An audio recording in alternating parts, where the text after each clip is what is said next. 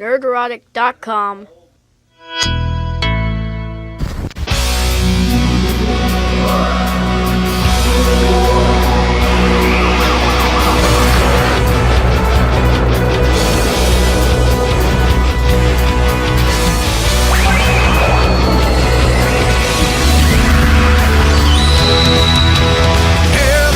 And the crowd cannot wait. All hail Friday Night Tights. I apologize cause I'm probably late. All hail Friday Night Tights.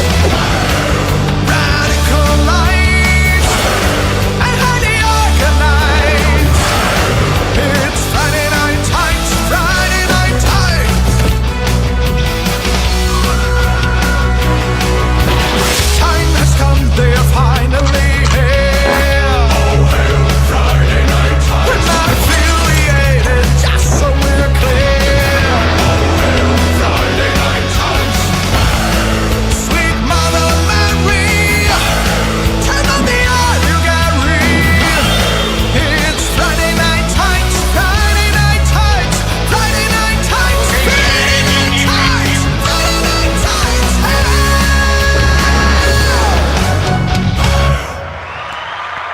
Hey! What's up, everybody? Welcome to Friday Night Tights. You know, Az spoiled everybody by being on time that one time, and I told him not to do it because now when we're 2 minutes late, remember when we were like a half an hour late? Remember one time 45? When we were 45 minutes late because Jeremy and Az were arguing about Dave Filoni? I never argue on live streams. I don't know what you're talking about. Didn't we eventually just start the show picking up halfway through that argument? I was talking to Az last Thursday. We were on the phone, and then right when we got out, it was probably like an hour before FNT. I said, "All right, man. Hey, man, I'll see you on FNT." And you could just hear his like brain going like, "What? Wait, but I'm not on FNT." Yeah, you are. You know. You just like I was like, I'm just messing with you. Oh, it was so funny.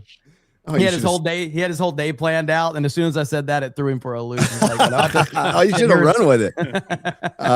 So we have him for a limited time, so we're not going to mess around. We have Superman here, Dean Cain, Super Ice. What's up? Super Ice. Happy to be here. Happy to be with all you guys. Where's Dan Bass? Where's Dan? Being gay in Brazil, probably. That would be my guess. He's actually he's on the run from the law after a bungee jumping incident, I believe. I believe it. At least it's not a helicopter incident. Too soon. Yeah. Fake wizard. Oh, man. I'm honored to be here with you guys, though. But thank you for having me, and thank you for taking me away from the World Cup where USA's up 2-0. Let's go. Hey, Dean, you're right next to a filthy Australian. Where? Which one? The one who's that one. I mean, what makes me filthy? I've got very clean and groomed, thank you. Oh, okay. Sure. You know, you're down 2-0, brother. You're down 2-0. What is Australia playing? Yeah, they're playing Australia. Hold on. You're down 2-0 to Americans playing soccer. That's like losing a fight to a fucking retard midget, okay? Like, that's embarrassing. It is embarrassing. No, it's double that because it's also soccer, so... Yeah, there you go. I mean, it is the game. The fact that you called it soccer, I kind of respect you. Kind of base. Respect you for that. Kind of base. Well, the Aussies don't care if it's not cricket or rugby. Those are their sports. If you lost to them then, you'd probably be a bit more angry. Look, I'm Victorian. AFL, all right? That's the game. We're going to have 5 less Fire Shad from FNT comments this week because you called it soccer. So yeah. Quick say you like Twilight or something. You got to balance it out. You got to balance the scales. I'll get an email tomorrow no matter what. Hey, Dean, while we're on the subject, what do you think of Twilight? What? Tyler? Twilight. The movie Twilight. The whole series. I'm straight. I didn't watch it. Good answer, Dean. Holy shit! What an answer! That was a good answer. That's a better answer than my wife made me go, which isn't a good answer. You know, it's not. I've seen them all. Dean, they're terrible. Bits and pieces, but yeah, not my cup of tea. No, awesome. but we have plenty to talk about while Dean's here. We're going to talk about Supergirl. We're going to see what Superman thinks of a Spider-Man trailer, which, I mean, this is one of my life's dreams coming true. This is kind of awesome. Hollywood is fleeing Hollywood for the third time this year. And Jeremy really needs to talk about Toy Story 5 later on. Yeah, fuck that movie. Fuck that movie. Wow. Yeah. Yeah, we got to There's stuff to talk about. They just destroyed Woody and Buzz. It's terrible. Did you not see Toy Story 4? I don't. They continued to destroy. I don't remember Toy Story 4. I remember not hating it, but I only watched it one time and I was just out of sight, out of mind, and I never went back to revisit it. This movie goes out of its way to destroy, especially Buzz Lightyear, but Woody as well. And yeah, there's good messages with technology and all that for sure. But anyway, we'll get to that later. We'll get to it. It's later. a full-on girls movie, though. That's what it is. It's a Speaking of girls movies. Yeah. Oh wait, Girl. I should probably take care of some business really quick. Business. Yeah, I gotta take care of some business from talking amongst yourselves. I gotta. Yeah, where'd it go? X-ray. There it By is. talk amongst yourselves, you mean stay awkwardly silent while I get this ad read? And Yeah, and don't snicker too much while I I'm read it. excited for it. Gary's ad reads are my favorite. Oh my God, it's I'm out of practice. It's been so long. Look, we all spend a ton of time online, don't we ever? Whether you're gaming, streaming, or other things, or just dealing with everyday life, which means our personal data is constantly exposed. Major corporations get hacked daily, and phishing scams are getting way too smart for Gmail and Outlook to catch on their own.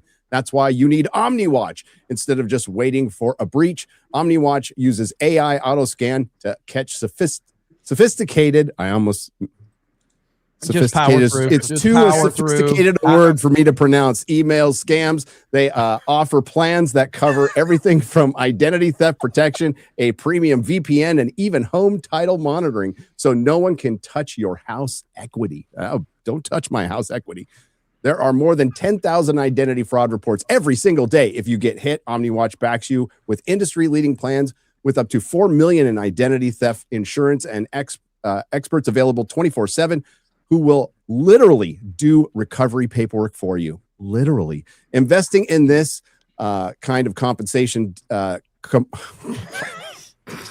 on. Womp womp. Where's my sound effect? Thank you. Comprehensive digital project is a key part of life today. Listeners of the show, I have a special offer that gives you 50% off your first month by going to omniwatch.com and using my code Nerdrotic at checkout. Thank you. God, I almost made it. there you go.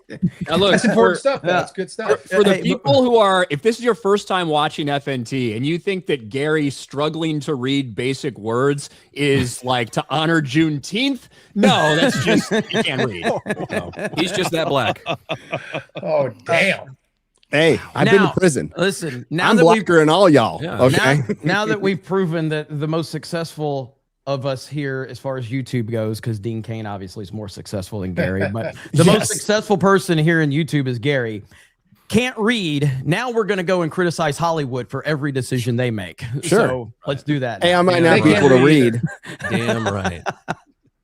but I read comic books. I did that, which Hollywood doesn't do. I don't know if Hollywood knows how to read. Pictures in them, Gary. Right. Yay. That's right.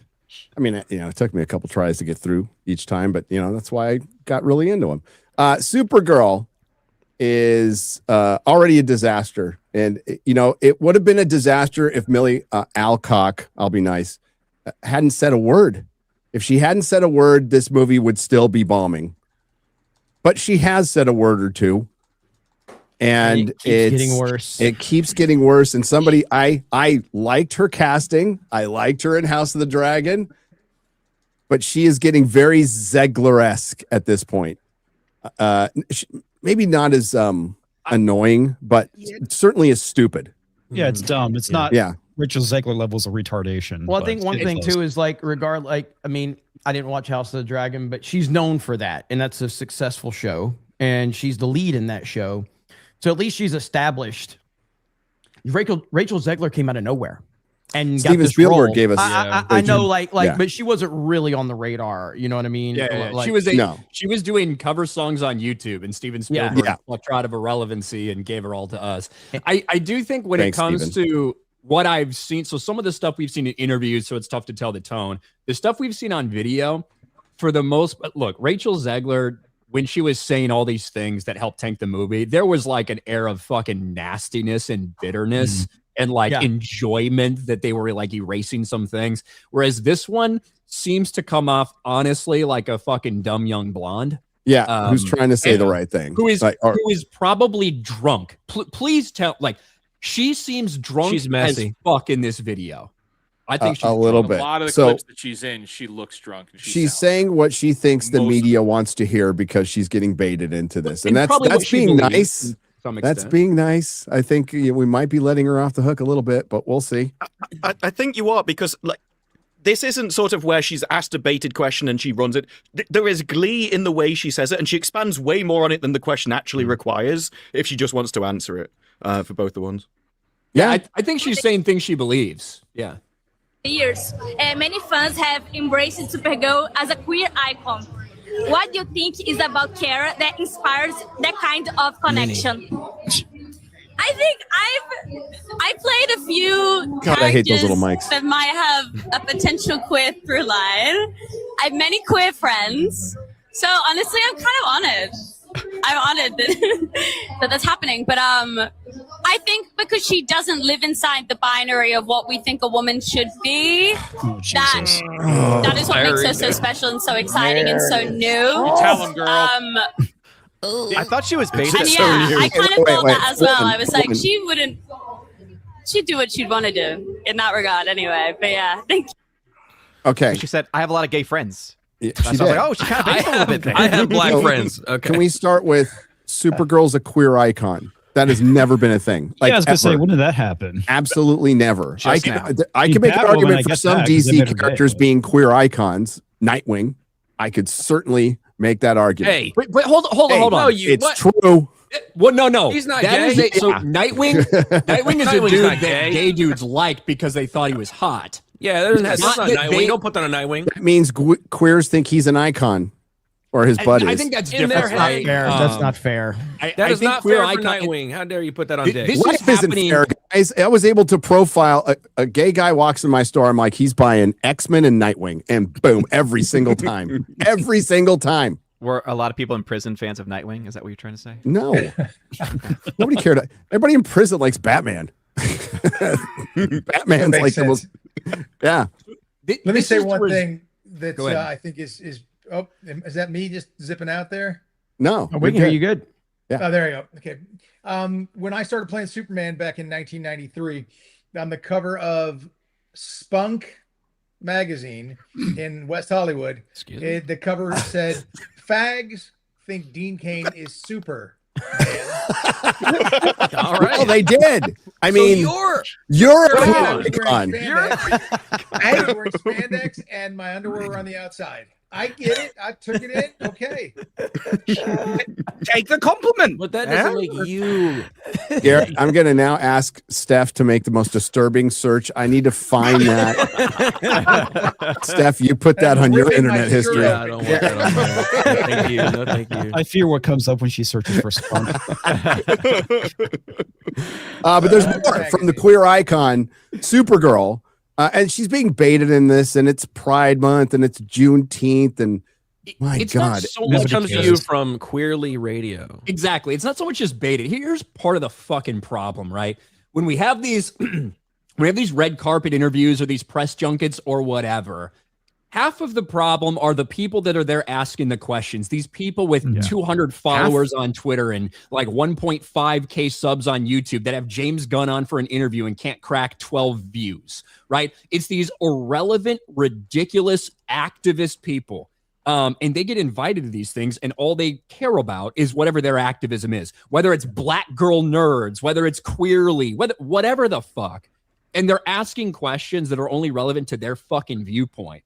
That's half the problem, that these people are even there to begin with. The other half is you have these retarded people in Hollywood who don't have any idea what real life is like. You have a 25-year-old woman in Millie Alcock who probably does believe all the stuff that she's saying. I absolutely think she does, and is drunk on the red carpet, and then is playing this up. And the only people that it's going to win over are the people who aren't going to show up to your fucking movie anyway. You're not going to win anybody over, and you're going to alienate the people that do go out and support these franchises. But also, this is intentional marketing by the team. Yes. When you choose Queerly Radio to go along, you know what the questions are going to be about because that's all the radio station cares about.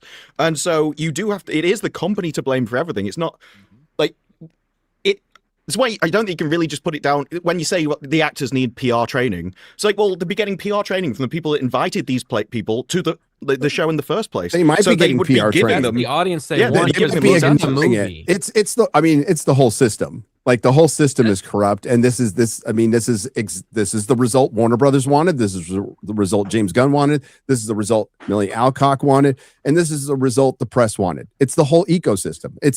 That's literally what I was saying. Like half the problem is that these people are there, that they are being given access, and they're being given access to this by the studios. But we're at a point now where this movie it's too close to launch. They know that they're not winning with the conventional superhero fans. They're not winning with normies. So at this point, who else are they going to turn to try to get to go see this movie? At least if we could turn Supergirl, we as in the marketing department, if we could turn Supergirl into a queer icon, maybe the people that went to see Megan 2 will go see this. That's all that's left now. That makes sense from their perspective, but it's a failing business model, and it's happened for over a decade now. It's never worked. It's never been it worked twice, Jeremy, to be fair. Well, the queer icon thing didn't, but it worked twice. Black Panther, Disney was able to convince everybody that they were fighting racism by going to see that movie. And Captain Marvel, it did, but both of those showed it was sustainable because the follow-up, especially with Captain Marvel, failed miserably. Yeah. Black Panther 2 didn't, mainly because me and Ryan, my black friend, we got to go see it opening weekend, and we helped elevate that box office, but it still dropped big time. I don't remember from the waist down. Yeah, Black Panther 2. Black Panther 2 made what? $700 million, Odin? I think 800 plus, but I don't know if it broke even. So, yeah. But they both dropped off, especially Captain Marvel. But they're trying to replicate a success that has now been proven a failure since then for almost a decade at this point. And you just know that they're locked into an ideology. They just think they're right. And eventually it'll work. And we don't make this for the chuds anyway, or for men, even though the vast majority of Supergirl fans from comic books to cartoons are dudes. There's a winning formula. Wrestle with this, there's a winning formula. Like it's the Tom Cruise method. You can be a crazy Scientologist and beat the shit out of Oprah on a show talking about Katie Holmes. As long as you make good movies and leave your shit out of those movies, people will go show up and see them. And that's the template. He covered his heart and sang the national anthem. By God, he's an American Scientologist. Okay, I love. He told me, "Thank you for watching his movie." Yeah, he's the best, and that's the template right there. It's tried and true. It's timeless. Just make good movies. You know, with Superman, patriotism is a important component of Superman's story, and we're not getting any of that in this universe so far. Yeah, but also they could. Her name is actually Millie Alcock. It's ALCOCK, not ALL. So Alcock, maybe? Alcock. No, I'm going with Alcock. Superman's going according to her, no cock.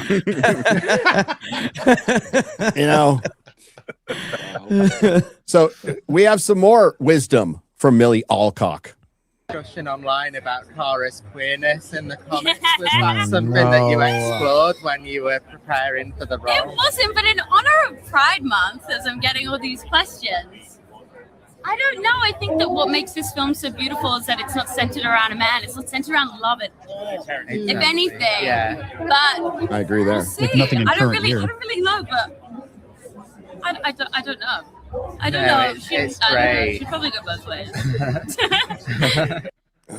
Listen, She's not saved by a prince. It needs to be emphasized that Ryan nailed it with the assessment. They hire these people that have no following whatsoever because they know they're going to ask those types of questions. They would never bring Friday Night Tights. They would never bring Drinker or Gary into this. They would never do it, even though you guys are the biggest entertainment YouTubers on the platform. They would rather bring people in that get 100 views that they know are going to ask the right questions. It's all strategic. It's all part of the whole sphere that they're in. So yeah, that's how they padded Rotten Tomatoes. And we've seen it for years like this. Every time we cover one of these actors answering a retarded question from someone like that, it's somebody that has a very small channel with no views, but they're willing to ask the right questions, and the studio flies them out there, puts them up in a hotel, pays for their airfare, and gives them the whole run of the mill every time. I could ask questions about degeneracy. James Gunn, do you have a cuck fetish, or does your wife just happen to get fucked by every man in all of your projects? You know, like that's right along the same lines. Yeah. Well, we haven't seen Supergirl. There might be a post-credit scene with Lobo. Who knows? There's still time. Polymarket traders overwhelmingly expect weak Supergirl box office debut. That's strange because there's a box office analyst out there who thinks it's going to beat Spider-Man. Bullshit. Listen, I did not get my Spider-Man tickets like off rip like I should have. It was sold out, dude. Every fucking they're going quick. Yeah, it's crazy how fast they sold. So, and we'll get to who this box office analyst is in just a moment. But box office analyst predicts Supergirl will outgrow Spider-Man Brand New Day. An industry expert draws parallels to Wonder Woman's 2017 success, suggesting Supergirl could soar past Spider-Man Brand New Day. Now, this was last year. You has to the date. Yeah, it was last year. Yeah, it's last year. It doesn't matter. August of 2025. I don't care. You said it. It's still a retarded take, but it would be more retarded if that take was yesterday as opposed to. It was retarded the minute you said. Dumber now. The minute you said last year, this was August, right? So while Superman was going, I said that Spider-Man Brand New Day will outgrow both Superman and Supergirl combined, and I'm sticking to that, and it's looking really good. Yeah. But it's Luis Fernando. Oh, that'd be campy, dude. Luis Fernando is actually really good with his box office stuff. Usually, I've been following him for a while. He's good with providing the numbers in a very regurgitating information that's already out there. That's all. He's not analyzing shit. Okay. He's basically doing what Odin does. He looks up the numbers. Now Odin breaks it down and gets into his little Excel sheets and gets super autistic about it. But I mean, it's the internet. None of us are actually doing any freaking work around here. Okay. Speak for yourself. I follow Luis Fernando. I think I follow him. I follow him. At least I use some of his stuff, not because I think he has terrible takes in movies. Yeah. But very immediately he tweets out a bunch of information about the box office, like numbers wise that I can use. But in terms of his takes in movies or his projections, fuck, doesn't get much worse than this. No, it's usually one of the first ones to get like some of the more obscure countries like in their direct reporting, and it's like, okay, I can use him for that. But and to be fair, he'll call out something that's flopping. He will. That was just a horrible take, and it was fun to make fun of, and it was a great opportunity to tell. Like Spider-Man Brand New Day is going to make $1 billion. It's going to make $1 billion easily. It's going to make more than Supergirl's. Like Supergirl's entire run will be less than Spider-Man's opening weekend globally. Mm-hmm. Yep. Like I have not seen tickets sell out like this in a long time. Like this is crazy how I mean, I'm in the Orlando area, so like this is a huge market everywhere. Universal, Disney, even the more that's one of the bigger markets. All sold out. It's crazy. So in contrast to Millie Alcock, we have her former co-star from House of the Dragon. When he was asked, you don't get the question here, but he's asked about fans, basically. Oh, absolutely. It's all about the fans. You know, that's why we're here. That's why we go and work in Neeson for 8 months a year. It's, you know, it's never going to appeal to everyone. Everyone has their own opinion, particularly on George's work. But for me personally, it's their show. You know, we make it, we do all that work, and then we hand it over. And I hope it delivers on the scale that that we want it to for them. If it does, if it doesn't, who knows? Only time will tell. But absolutely, it's completely about the fans. It's their show. That's how you answer every time. And if somebody asks you a queer icon gay, you go, it's a show for everybody. It's for everybody. That's all you got to answer. Be really boring. But so, you know, that was Matt Smith, right? Yes, it was. Yeah, Matt Smith, good guy, really good dude, a good proper English bloke, and obviously a great answer. Hell yeah. That's all it's not fucking rocket science. I know these people are retarded, but this is not hard. This is not difficult. It should be fairly easy to do. Now, when you have these activist people up there asking these questions that are all based on their identity that they're projecting onto anything they see because they're so desperate to be represented because they're not actually comfortable with their sexuality. They're not actually comfortable with their gender. So they desperately need to project it onto other people so they can pretend that they're represented.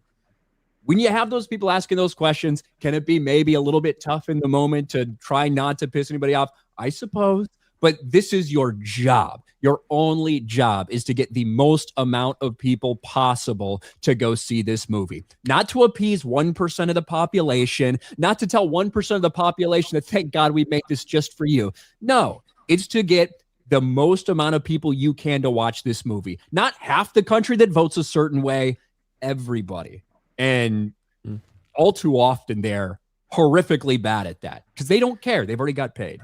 Well, how much coaching do you reckon these celebrities and actors get given behind the scenes from the studio to answer certain questions in a specific way?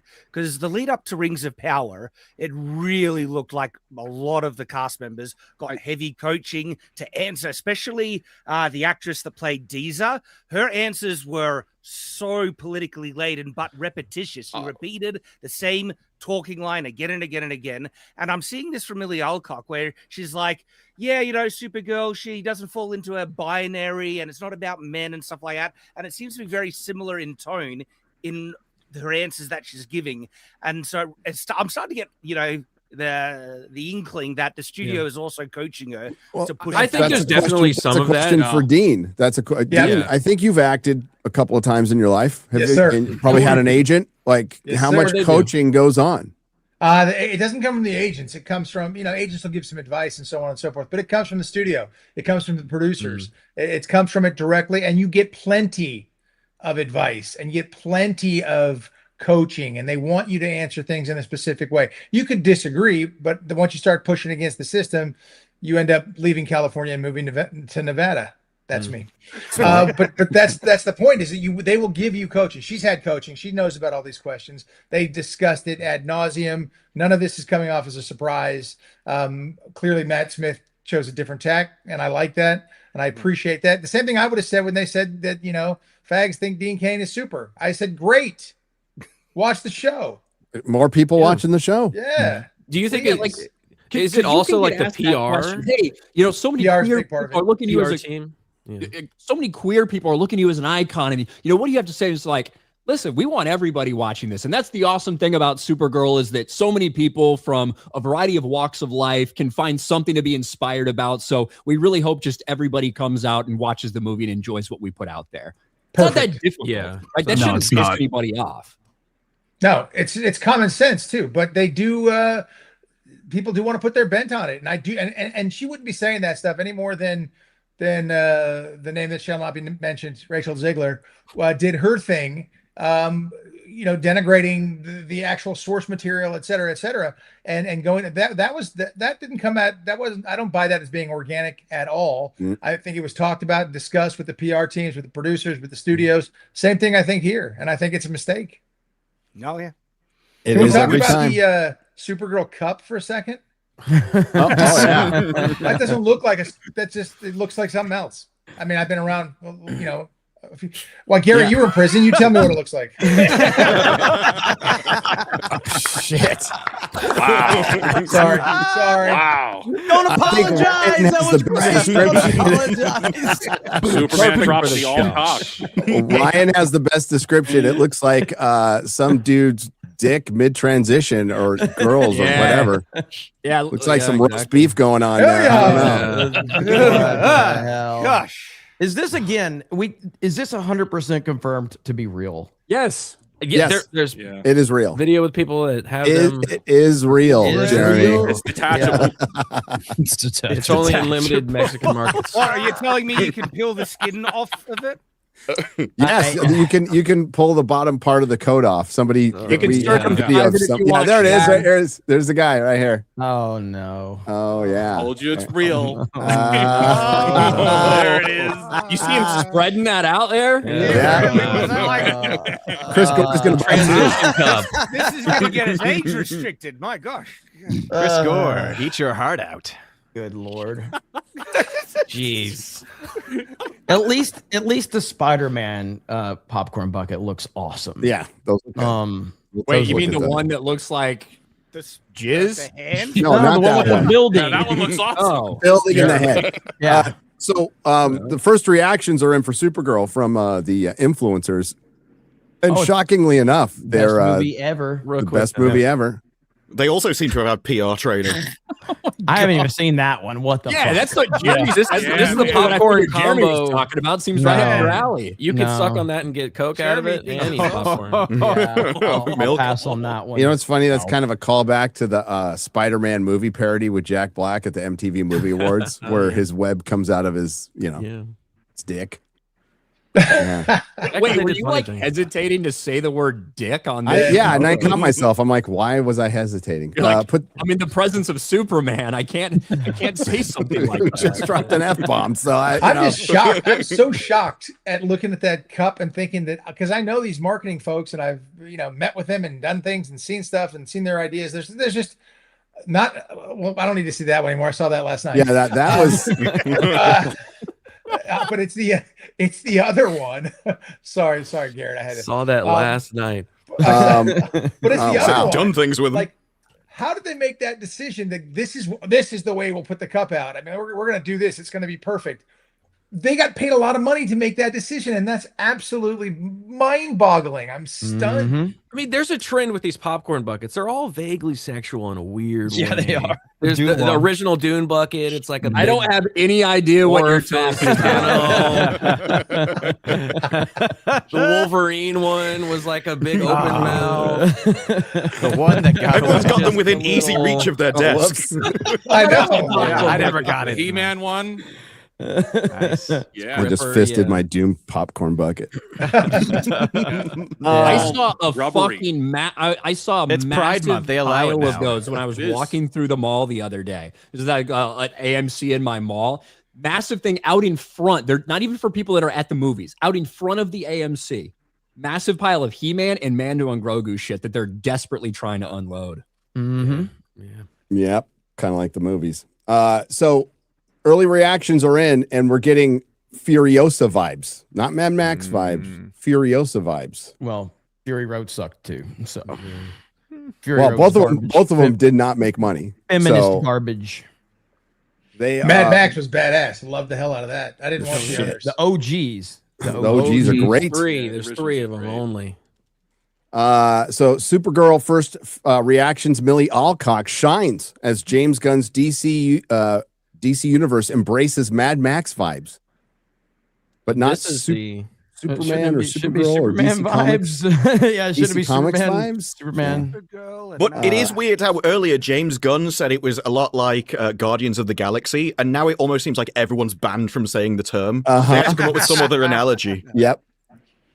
What is this? Supergirl channels the energy of Gunn's Superman's James Gunn while carving out its own identity. Surprisingly dark themes, Mad Max vibes, and a John Wick style motivation drive the story. Millie Alcock shines, and Jason Momoa brings his trademark chaotic charm in the 15 minutes he's in the movie. So he says, "My man," when he walks up, Yeah. and he's cool. Yeah, okay. I like Momoa, but like he's not very versatile in his acting. He plays himself. Yeah, he plays himself pretty much. So.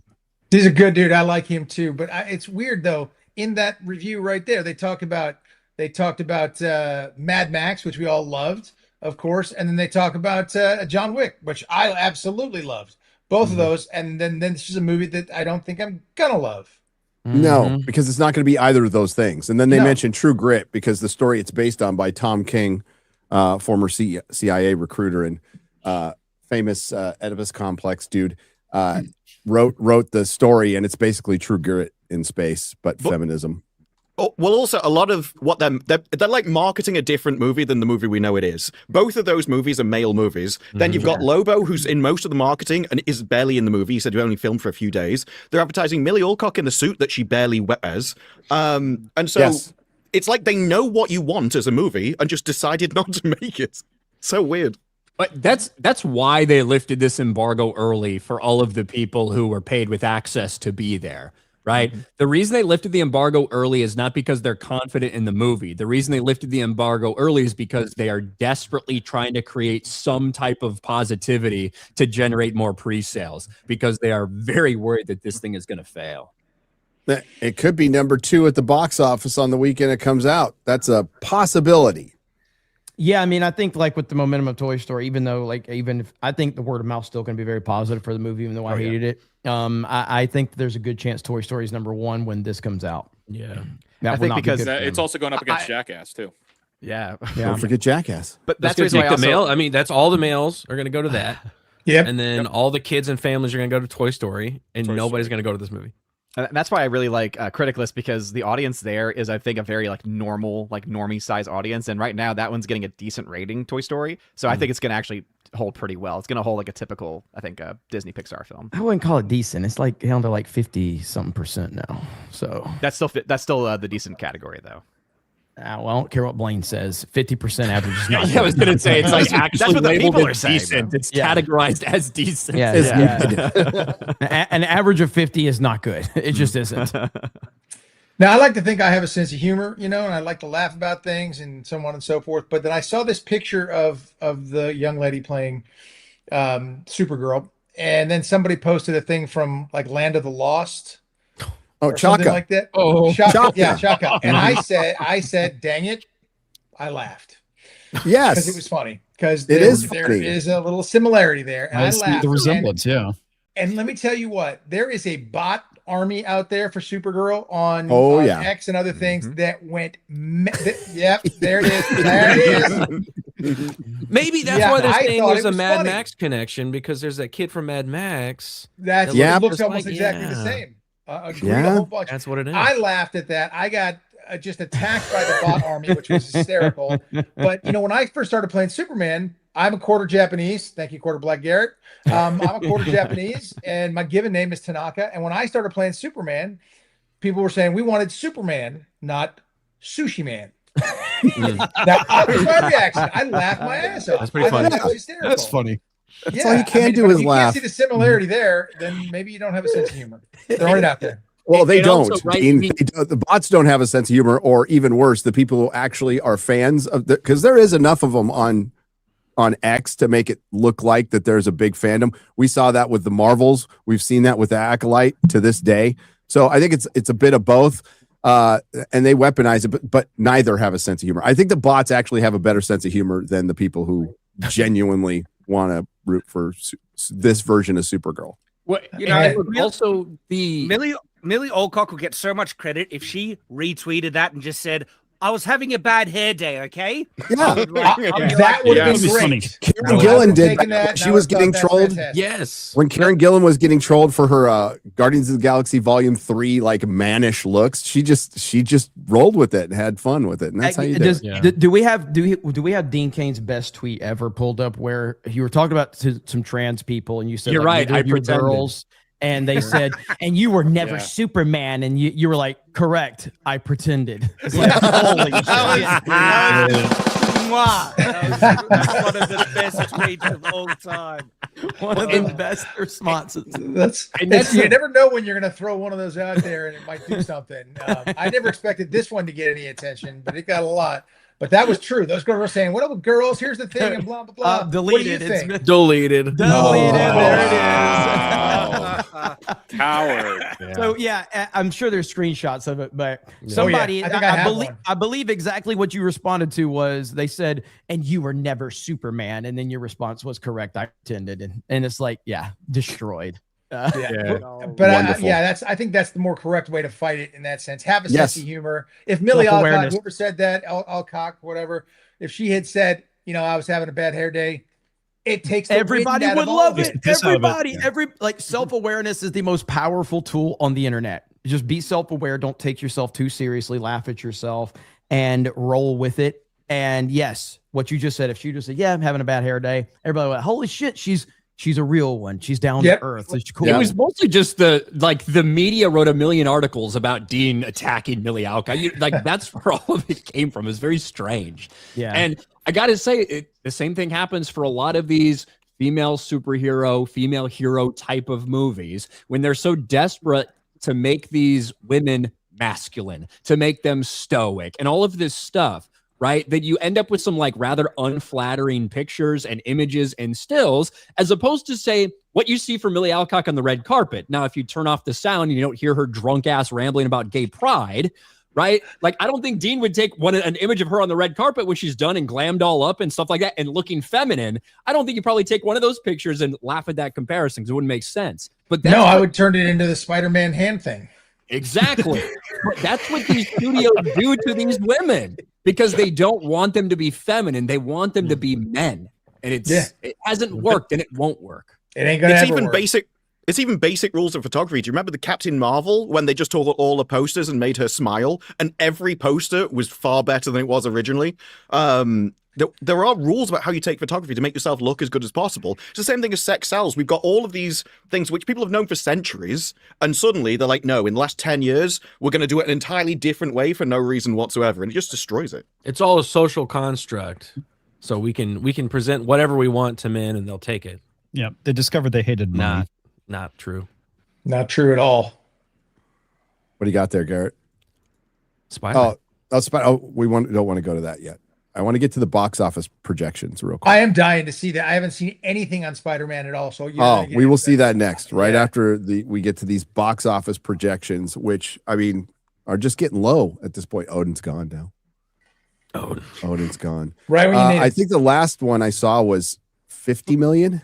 45 to 55 million is out there. That's a popular one, I think, from Box Office Theory. And look, I mean, if it's on the low end of that, it opens less than the Marvels. The Flash opened to like $53 million or something. That movie went on to make less than $300 million at the box office. These are horrific numbers. You're talking somewhere between 200 and 300 million if it plays out the way we think it'll play out right now. And the budget again is 170 million. Okay, that's what they say. Yeah, but then you have to figure in print and ad money, and that they'll usually spend double that. Or, which film? They'll double that number, even more. Conservative is about 100 million right now for what people think for the marketing campaign. I think that is conservative. But even with that alone, say it's $270 million all in, you're only getting half the box office back to the studios. So this is a movie that needs to break $500 million with our most conservative estimate to break even. And The Flash made 50% more internationally, whereas Superman made like 60% internationally. So even if it opens the same as The Flash, it's going to track way lower overall. So it says, that said, pre-sale trends across our national samples currently pointing towards front-loaded weekend with Thursday previews likely to land ahead of the Marvel 6.6 million. This puts a potential weekend debut bordering around 40 million on the table. Although our pinpoint is remaining bullish or bullshit, we don't know, within the set spectrum of forecast to account for the possibility of the current holiday weekend deflating short-range growth. We hate that. The holiday weekend. Yeah, shout out to Sean Robbins though, because he usually does a pretty good job of covering this stuff. We'll monitor next week for final forecasts, or you know what? We'll just figure it out when the movie comes out. When's it supposed to come out? Next week. Next week. So Thursday, I didn't even know. Friday. They're doing a shitty job then. I love that they are. Like the current holiday weekend might be like affecting our things. Yeah, all the black people who are going to rush to see Supergirl. Like, is that what they meant? About? It's a week prior. I think they're talking about 4th of July. What they're saying is they're looking at pre-sales, right? Okay. So when you're looking at pre-sales and tracking pre-sales, the idea that this is a holiday and this is a holiday weekend where some people might be out of their normal habits can affect their track. Nobody's going to be out of their normal habits this weekend, Ryan. No. But I'm saying it's ridiculous. I'm about to say, especially with where it fell this year, because it's like, okay, so you're getting a little bit more of the day on Friday. That doesn't really disrupt things all that much, right? When it's just one single day that's causing this to happen. But yeah, break even for the film is going to be about 525, like globally. Yep. Ain't hitting it. The best part, I think the best part about Supergirl is when it inevitably comes out and it flops, what are we going to see from the main trades? It's going to be like, well, you know, the World Cup affected Latino people. Right. Yeah. It's gonna be all these and then they're going to excuses. say, in a post-COVID era, this is now the normal scene. They're going to blame It's the same COVID. thing. And then like 3 weeks later, Spider-Man's going to come out and just butt fuck it. And like, no, those aren't going to be an excuse, right? We're not going to hear about COVID. We're not going to hear about the world. We're not going to hear any of that shit. It's just going to come out and dominate. The beauty of that too is that it's like basically a repeat of what happened. Happened last time. No Way Home, because I remember West Side Story came out, it flopped, and everyone's saying, COVID, and then all of a sudden, literally the next weekend, what happened to COVID? COVID doesn't seem to be a thing anymore with Spider-Man. I'll tell you what it's gonna be. That's what happens. We're going to hear about this is what we're going to get right here. This will be the trades. And we've all seen it. Straight white males, this movie's not for you. Yep. Why aren't straight white males, or why are they refusing to see this movie? Only a month apart right there. Only a month apart. Like, in fact, those are real articles. Written by the same person. Written by the same person. So, speaking of butt fucking, let's take a look at the Spider-Man Brand New Day trailer. Now, I guarantee we're going to hear about superhero fatigue in the reaction to the Supergirl box office failure, and then this movie is going to come out. Then this movie, with that intro, I thought Gary. That's a nuanced argument, though, because they're gonna make Spider-Man and Batman movies forever. That'll never stop. But are they going to make Supergirl movies? What if they named a Batman movie like Batman Forever? That'd be a good idea, right? That's a great idea. Yeah, that was a great. You know what would have been a better idea? Having Joel Schumacher direct it like he was actually Joel Schumacher and not making it like this. Putting fucking nipples on the bat suit, and I want to see the show. Batman Forever. I like Batman Forever too. I need to watch it. It's been a long time, but I remember liking Batman Forever, dude. Okay, awesome. I don't want to get in this argument now. Joel Schumacher directed Lost Boys and Falling Down. Yeah. Two very good movies, and he could have taken that serious take and put it towards Batman. Instead, he admittedly made a cartoon, apologized for it, so good on him. I love Joel Schumacher. May he rest in peace. And I still want to see the Schumacher cut that's out there. Yeah. He half made an in-depth movie, and then they were like, "No, let's recut it to be more cartoony." And then he went full on with the next. I like it. It's a bad movie that I like, kind of like the Ghost Rider movies. I unapologetically love the Ghost Rider movies. They're not good. Yeah, the second one is fun. The second one is brilliant. Okay, brilliant. But let's get to Spider-Man, because I don't know. There was a guy out there, some scooping asshole, who mentioned Punisher and the Hulk were going to be in it, and that Jean Grey, these people, Sadie Sink was going to be Jean Grey, which people still refuse to believe, which is kind of funny. But you know, and the earlier trailer was fine, but this one kind of next level. So the one thing I've always wanted to do is do a trailer reaction with Dean Cain. So Superman and react to Spider-Man. Yes. Look at that one shot already. Gino's Pizza. I know. I like it. Look at that. Yeah. So it looks like they're really getting into the other Evolve or Die story from Straczynski, and they're gonna there's elements from that story that were actually in Madam Web that they can't, like Ezekiel, that they can't use, to get super nerdy on you guys. But basically Peter's evolving, and you can mix this up with the storyline from much earlier where he gets, you know, six arms. But it's also in Evolve or Die, he's got, like, it's Man Spider, but he's got spikes coming out of his wrists. So they're applying some of that too, which is good and bad, because that Straczynski run led up to the thing that killed Spider-Man, which is One More Day. This is why I hate the fucking title to this movie, because it's what happens. It's the title of the book right after One More Day. Now, if you don't know One More Day is where they got rid of Peter and Mary Jane's relationship through a fucking deal with Mephisto to save Aunt May's life, and everybody hates it. After Civil War. Yeah. Like all the aftermath of Joe that. Quesada, yeah. But the movie itself, like, there's elements of it. This looks really freaking good. I really love the Spider-Man parts. The costume's perfect. Yeah. So costume looks great. I like technical wise, like the camera work and the color of it look good. I'm glad that there's color coming back to movies. I don't know what happened there. We went into this dark gray era for a long time, but it looks good. Yeah, if you contrast it with the Supergirl trailer, which looks muddy. Yeah. Yeah, but they market it as this like bright and colorful thing, but it's just a muddy middle color. It's all desaturated. Yeah. Zack Snyder. That Spider-Man suit. Yeah. Now it looks perfect. That looks great. That is That's perfect. good, too. That is That like is spot actually on. Yeah. Yep, they finally did it. That is John Romita's Spider-Man costume. Yes. That is now I know there's a lot that people like McFarlane or whatever, like this is the one. This is the one that Marvel used for their brand. Yeah. And The eyes are perfect. The eyes are perfect. I love that they move, that they have a move. I think Yeah, that's it's cool. good. They Doesn't can even really go make to, a like, lot of large sense, but it eyes. works. Yeah, it works. At the end. That movie's going to make $1 billion. Yes. And Easy. it comes out on my birthday. Oh, right Hey, on. look at that. Hey, Let's happy go. birthday. Good birthday Yeah. present. Yeah. And Tom Holland, in my opinion, and this is my opinion, is the best Spider-Man we've had.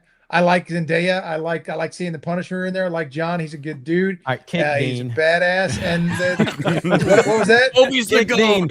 Kick Dean. No, go ahead. You said you like I like those Zendaya. guys. So a lot of these guys, John- Bernthal's a friend of mine. I mean, these guys are friends of mine. So John Bernthal's awesome. Yeah, he's Tell him he's a awesome. great Punisher. He's great. But I love Tom He is. Holland as Spider-Man. I really Wish enjoyed he was him. in. So I wish he was in Well, a the thing Punisher about, costume like, for his I've- Punisher special. I've said this many times. I actually like Tom Holland as Spider-Man a lot. I just never liked the world that he's in the movies, but I thought he was good as Spider-Man, Peter Parker. Toby's the GOAT. Toby's the but GOAT. I do like Tom Holland. I just don't like the movies really, except for No Way Home. I like the previous trailer for this movie better than this one. Really? This one, yeah. I thought the previous trailer was far better, but this one, the suit is perfect, 100% perfect. And It's yes, awesome. this movie is this could be bigger than it really comes down to word of mouth, but this has the chance to be bigger than Doomsday. It really does. It probably will. And again, I'm just looking at ticket sales that I've experienced, and I looked around in other markets too, and man, these tickets are gone everywhere. It's crazy. So yeah, this is going to be a huge movie. I'm going to have to steal a seat from a fucking crippled person if I want to go on the first day, to be honest with you. That's You what it guys- looks like the only things left are the wheelchair ones. Well, so I some might of just us buy got- one and hope somebody didn't roll up on me, you know? If you got up in the morning and you were an Amazon Prime member, you could have seen it a day early. Well, Ryan, I might have an extra one for you because I always buy an extra seat because I don't like people sitting next to me. So I buy one so no fucking fat retard can sit next to me. So yeah, so I'll have you who's a retard. You're I was not going to fat, say, so. yeah, I'm a skinny retard. I think that, look, I'm not as high on Tom Holland's Spider-Man as some other people, including you, Dean, but this is what I will say. I didn't like Tom Holland's Spider-Man for his first two entries. Like, I thought he was fine. I thought he was fine as Spider-Man, but I didn't really like the movies. I didn't see anything quite of note about him. It didn't feel like Spider-Man to me because of the way he was shoehorned in late stage, and they made him so connected to Tony, all of this stuff. However, at the end of No Way Home, and not to say that's a perfect movie by any stretch, I think it's really good. It fucking had good, some though. problems. Yeah. But what I really did enjoy was he finally went through a loss. He finally truly meant what it means to sacrifice to be Spider-Man. And he's going to be like kind of by himself with nobody else remembering him.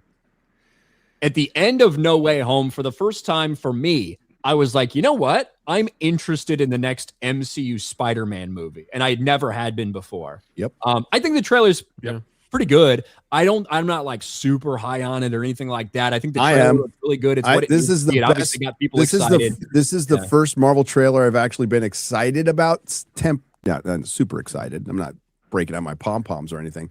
Since Endgame, this is the first one I'm like, okay, that looks pretty good because they nailed the look of Spider-Man. That's kind of an important part for me as a comic book fan. There's a couple of other things and that Tom- like surprised me that got my attention as a big Spider-Man fan, and it's the villain interaction with him that like Spider-Man's my favorite power he has is the spider sense.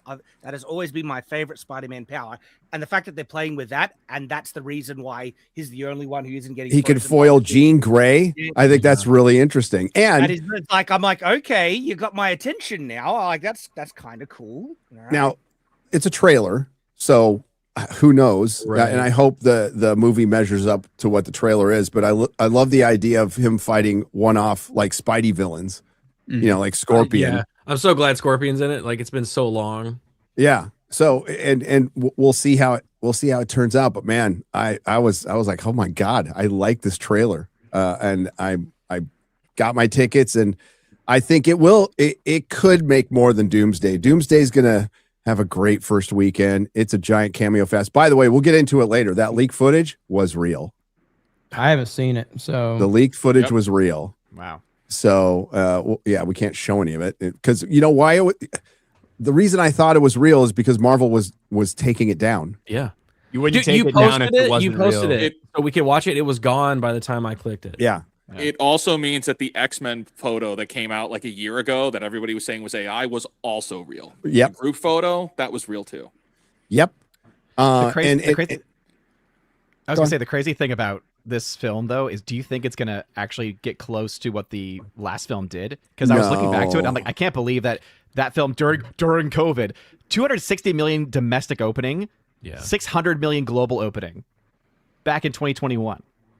That's insane. Like, I mean, maybe, but that's Andrew Garfield and Toby. That really propels that movie and adds $1 billion. I think it. All the mistake of like not saying that they're in it, and then everybody watches it and goes, "Oh wait, they're in it." So then they all have to watch it the second week. Yeah, that was a crazy. But this one has the potential of firstly being a better movie, which could get good word of mouth. But also, is it going to be better than Far From Home and Homecoming? And I think that's going to be a good marker. Because like those are the last two films that weren't a big crossover film. Like No Way Home was a big crossover tentpole film. Like this is supposed to be a new, really kind of setup for a trilogy with Tom Holland. Can it sustain on its own, and will it be Doomsday? Because that's what Sony wants for sure. Well, I don't think that cameos improve the quality of a movie. They just get people through the door to give the chance to even judge the movie in the first place. This is why if Doomsday does less than this movie, they're in trouble because they are throwing literally everything they have at the screen. And if they still can't beat Spider-Man on his own, people spoke about like Superman sets the watermark for DC. Doomsday will set the watermark for anything else Marvel can ever do. Yeah, pretty much. And so if they do lose to Spider-Man, that's a big issue for them. It's a really big issue for them because Disney can't just be like, well, you know, if Doomsday isn't that big of a hit, well, we could still move forward with the Spider-Man. You fucking can't. It's Sony's. And that's the one thing that people forget about this is that when it comes to the box office profits from this movie, Sony takes 75% of it. Disney takes 25% of it. So like Disney can't set the MCU fully and completely on the back of Spider-Man and Peter Parker because they don't see the money from it. Also, this could be one of the most expensive films ever made because early reporting is that Doomsday might have a budget of upwards of $400 million, but more impressively, a marketing budget of like $300 million. Wow. It's gotta so pay all much these money actors. to There's make no money. way that's it. So Infinity War and Endgame. Budget's gonna be a lot higher, but marketing, $300 million is insane. Right. So Infinity War, this is what I'm saying though. Infinity War and Endgame back in 2018 when they were made, it cost over $1 billion to film both of those movies, just production. Over $500 million per movie. There is no fucking way in hell with the cast, with how inflated everything has become over the last like several years. There's no way that Doomsday costs less than $600 million, and it might be more, not including marketing. Yeah. The thing is with Doomsday, it's not intended to make money. It's not supposed to be profitable. I mean, that'd be incredible if Loss it was. leader. No, they're okay taking big losses on this if it sustains Marvel, that they could keep making movies. It's their, but like they desperately need to Hell course correct the budgets on future things. If you ever want to do Shang-Chi 2, you got to get the budget in check. We can't be doing $200 million movies and still expect to break even at Marvel. Because if your budget gets upwards to $600 million, that means about $1.8 billion to break even. Yeah, but like losing money on a movie itself for something, if you want to reset an entire area, it's not a bad business strategy on its own, assuming you can make good movies afterwards. But if you don't have a plan, or if your plan is Shang-Chi 2, if you're just going to continue making the crap that drove you into that position in the first place, you are doomed. It's going to happen. Well, I'd bet on it. I would bet on it. I would bet. Okay, I can't say much. I would just bet on not a lot changing. Not a lot changing after this. It's really real. I don't know about Shang-Chi 2, but like what their plan is afterwards, which is just nuts. I mean, I could just guess they're gonna put a lot of the weight onto the X-Men. What is a queer icon? The X-Men. Oh, they're all gay. The X-Men casting is the most important. If you want to know the direction of Marvel, just look at the X-Men casting when it comes out. That'll tell you. So when Denzel Washington is Magneto, then you'll know. Or Giancarlo Esposito as Professor X. They're too old, but he won't be good. He won't be good. Spider-Man, and it's still I have concerns. It's kind of a busy movie. There's a lot going on. The one good thing is you watch that trailer, you don't know what the hell's about. There's some mysterious figure who's totally not Jean Grey, manipulating things. But why? She's a good guy. Why is she doing this? So, and then why are they introducing an X-Men in a Sony movie? And why are the Hand in it? And is Daredevil going to be in that jail? Are they going to mention the events of Daredevil Born Again season 2? Where in the hell was Spider-Man during that whole time? There's one shot. There's one shot people are speculating where in the last trailer where he's like jumping and attacking the Hand, and there's like an open spot where another character could go. That would make sense. Could be Daredevil. Just like the trailer from No Way Home erased some characters from it. The same thing there. Daredevil was in the previous film, so that shouldn't be a surprise. It would be cool if they did that. That would be a cool team up. But Daredevil needs to do the whole Devil in Cell Block D in season 3, so he wouldn't be able to escape prison even if there was a fight. I try to forget about that fucking show. Oh, maybe he would go back. Maybe he would go back and be like, "I need to serve my time." Yeah, it's the law. So they're trying to fix things. Marvel. They're trying to fix things, but they can't. They're not willing to do what it takes to fix things. And wow, that sounds familiar. BBC's not willing to do the things they need to do to fix Doctor Who. Maybe with Paramount and Star Trek, we don't know yet. We have a trailer to look at much later. And Star Wars doesn't know what to do. Like Lucasfilm doesn't know what to do, or is unwilling to do what needs to be done to fix these things.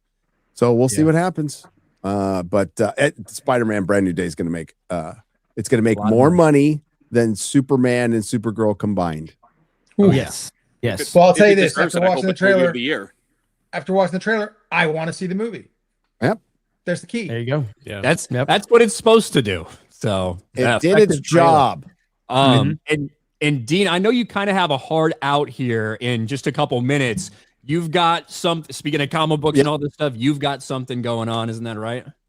Right here. I know it's written in Chinese there, but it's Dean Cain, All-American Lawman, Volume 2, and it's coming out very soon with Big Man Comics. We did Volume 1, which is it's pretty, what did he say? Bullets, babes, and bad guys. So that's the way Gabe describes it. It's out. It's coming out real soon. You can pre-order now. It's a lot of fun. There's no wokeness to it. There is bullets, babes, bad guys. So it's straightforward action, adventure, good guys, bad guys. It's kind of like those 80s action movies. And we enjoy making these graphic novels. They're a lot of fun. And we want people to get out there and check them out. And hopefully we'll sell out of these suckers. And if you get one of the first 1,000 people there, you get one of those Chris Tanaka trading cards. Yes, Tanaka is my given last name, and Christopher is my son's name. So therefore, the genesis of that character. Nice. It's also my father's name. So it's very cool. We had great response for the first one. We're really excited for the second, and hopefully your audience will get out there and purchase some of these things, and so we can keep making them. Right. Go check it out. Hail Gabe. Hail Gabe, by the way. Gabe's great. Yeah. I'm guessing he's going to be at Comic-Con this year, San Diego Comic-Con. I think he lives in San Diego. He just walks across the street. Yeah. He'll be there. Whether they let him in or not is another story. What they've done to my hometown, San Diego, is just tragic, dude. Downtown San Diego looks like Gotham. Yeah. It's and awful. it didn't.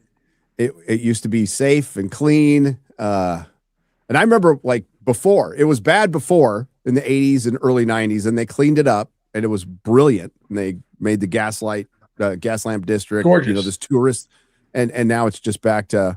Well, Ryan witnessed it when we went to go see Kurt Metzger live there a couple years ago. I got fucking mugged in the gas lamp district. Yes, you did. Yes, I know very well. No, Yeah. something way worse happened to you. You watched a homeless guy masturbate.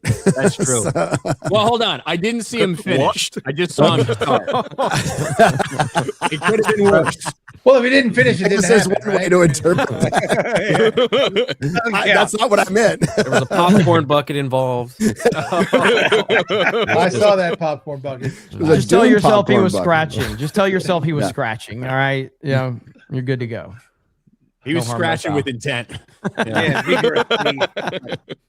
But Yeah. Dean, thank you for your time. We don't Oh, I want loved it. Sorry, I got to take off. I do have a previous engagement, and I'm really happy to be here with you guys. And so, as the English would say, so chuffed with your success. That means good. That means you like it. So congratulations on your success. Thanks for having me on here, and I can't wait to come on again. right on. And America won the soccer game. America won the soccer game. It's official. It's our game now. We dominate. Bless America. So, there we go. You're punching the wrong one. Right? No, you're punching No, the wrong no, one. over here. Just do them both. Yeah, Yeah, yeah, yeah. That one. Yeah, we got rid of that. He ran away. Defeated twice. Thanks, Dean. Appreciate Take it, care, gents. Dean. Thank you. Have a go, man. See you, man. What, did he bail? Did Shad actually leave, or did somebody take Yeah, him? I picked him. I was kicked against my will. Yeah. And I was going to say, it's like Australia, with all the crap that's going on over here, we deserve to lose. But anyway, fine. I just can't pretend to give a fuck about soccer once every 4 years. So The only entertaining Europe, thing is though. watching everybody over here having a good time. That's the only entertaining Yeah. thing about it. That's brilliant. I love it. Americans discovering football chants. It's just everywhere they go. It's just a load of people making up those random chants about anything. I've seen videos where it's like these men in the bar just keep taking like get your tits out for the lads, and they have no idea what's happening. Well, I love to seeing actual Europeans English discover culture. food. That's my favorite part. Oh yeah. Did Yeah. you see that Some the of those are weird though. airport It's like security? we don't have steak over here. I'm not sure what's Airport No. security's like, don't bring large bottles of ranch. Of home. ranch? You can't Yeah. bring it home. We have ranch. I can only assume your ranch is something special about Oh, it. no, It is. no. Yeah, It's like Oregon. that. It's the high fructose corn syrup. it's like No, no, y'all no, no, have no. biscuits Free too, but ranch. I mean, Like when you have American ranch for the first time, your life changes. It is very different. Like, It's freedom. That's the ingredient. I like the videos Everyone of comes here and they freedom eat and the food and they buttermilk. realize why we're all fat as fuck. Like that's what happens. It doesn't taste good. I like the videos of them It's walking good. around and they're going, look, there's women walking in the streets and they're not being raped. Yep. And they have Depends where you go. handbags. Well, I'm depends like, where you "That's go. not getting I raped." mean, to I be was- fair. yeah, I was like, you're clearly not in a liberal city right now. That's for sure. No, my favorite part is that when they're driving around, like it's so big. Yeah, Yeah. that's why we don't need passports. I do feel like when people are like, what's your favorite thing about America? And quite often, like, the roads. You have so many multiple carriages. And we go along a country road where it's one road, but it's both ways. Yeah, Because you yeah. just pull into Yeah, a hedge. Like that was actually kind of freaking me out when I drove in the UK. How narrow the roads are. They Even are. in my country towns, they're tiny. It's- Well, that's why all their lorries are like this big. You know, Yeah, your normal just trucks that you drive around. oh, my truck could not drive in London at all. I mean, to be fair, it couldn't drive in San Lorry's Francisco. or New York Lawson's either. Farm. slang for a truck, right? Like a big truck. Is that what lorry is? Delivery truck. A lorry, yeah, a lorry's like the big 18-wheeler ones. Yeah. Like a Whereas the semi-truck. truck would be like your 4x4 kind of big ones. Like the loo is the but- bathroom. But Clarkson's farm, where he's bought his own new, what was it, combine harvester, and it takes up both lanes on the Yeah. road as he's going along. By the way, shout out to Jeremy Clarkson. I think he's filming, yeah, they season announced 6? they I are imagine doing so. season 6. So so his hopefully procedure went the- well. Yeah, Yeah, the medical That's issues awesome. Okay, that's are good. being managed. yeah. One of the greatest shows on TV. One of the most consistently so good good. shows on TV. Watch Character Clarkson's development, Farm. man. And one of Best the most character likable people. Yeah, Period. Yeah. Yep. I'm up to see episode 4 of season 5. It's just great. So great that I've started from season 1 with my older children, watching it through with them. Good. It's a family show. You want to buy It's a farm. It is a family show, and it does. But don't, because You're like, how farms much are are a lot of cows? they're a lot of hard work that none of us are ready for, like at all. I worked on a farm for one summer, and I drank. That's the summer I probably drank the most in my life. So, Oh, damn. yeah, it's not fun. You know what?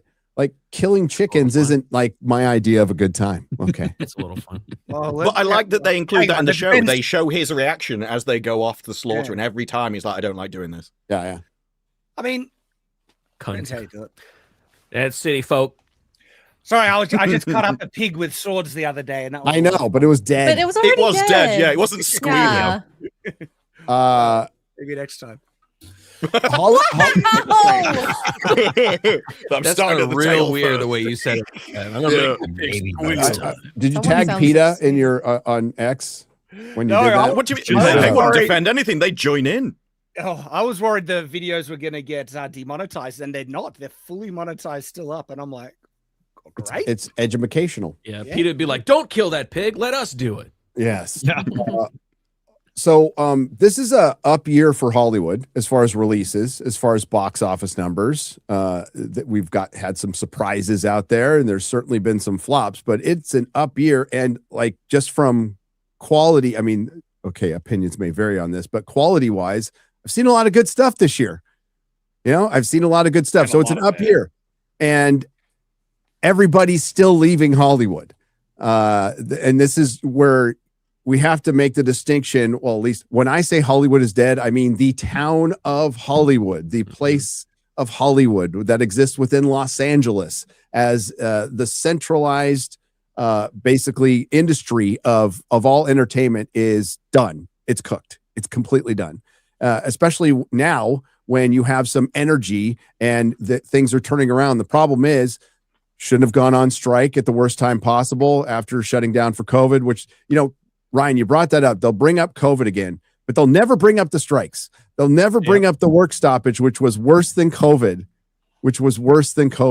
So now Hollywood's mass exodus, why film and TV production is fleeing LA, and what can be done about it. Now, I'd just like to point out that they just had a primary for mayor in Los Angeles, who has a lot of power with the city council to give Hollywood tax breaks. So does the governor, Gavin Newsom. And Hollywood favored the person who's going to destroy their industry, Karen Bass, or Top Ramen. Pick your poison on that one. It was But also, Rude. like, a lot of their issues are Hollywood themselves. So you said some of the good stuff. One of the best films I've seen this year is Obsession. And what we've seen recently with the art director is a lot of attitudes are with regards to the union. We would rather this movie not get made at all than not be a union thing and be made on a far cheaper budget.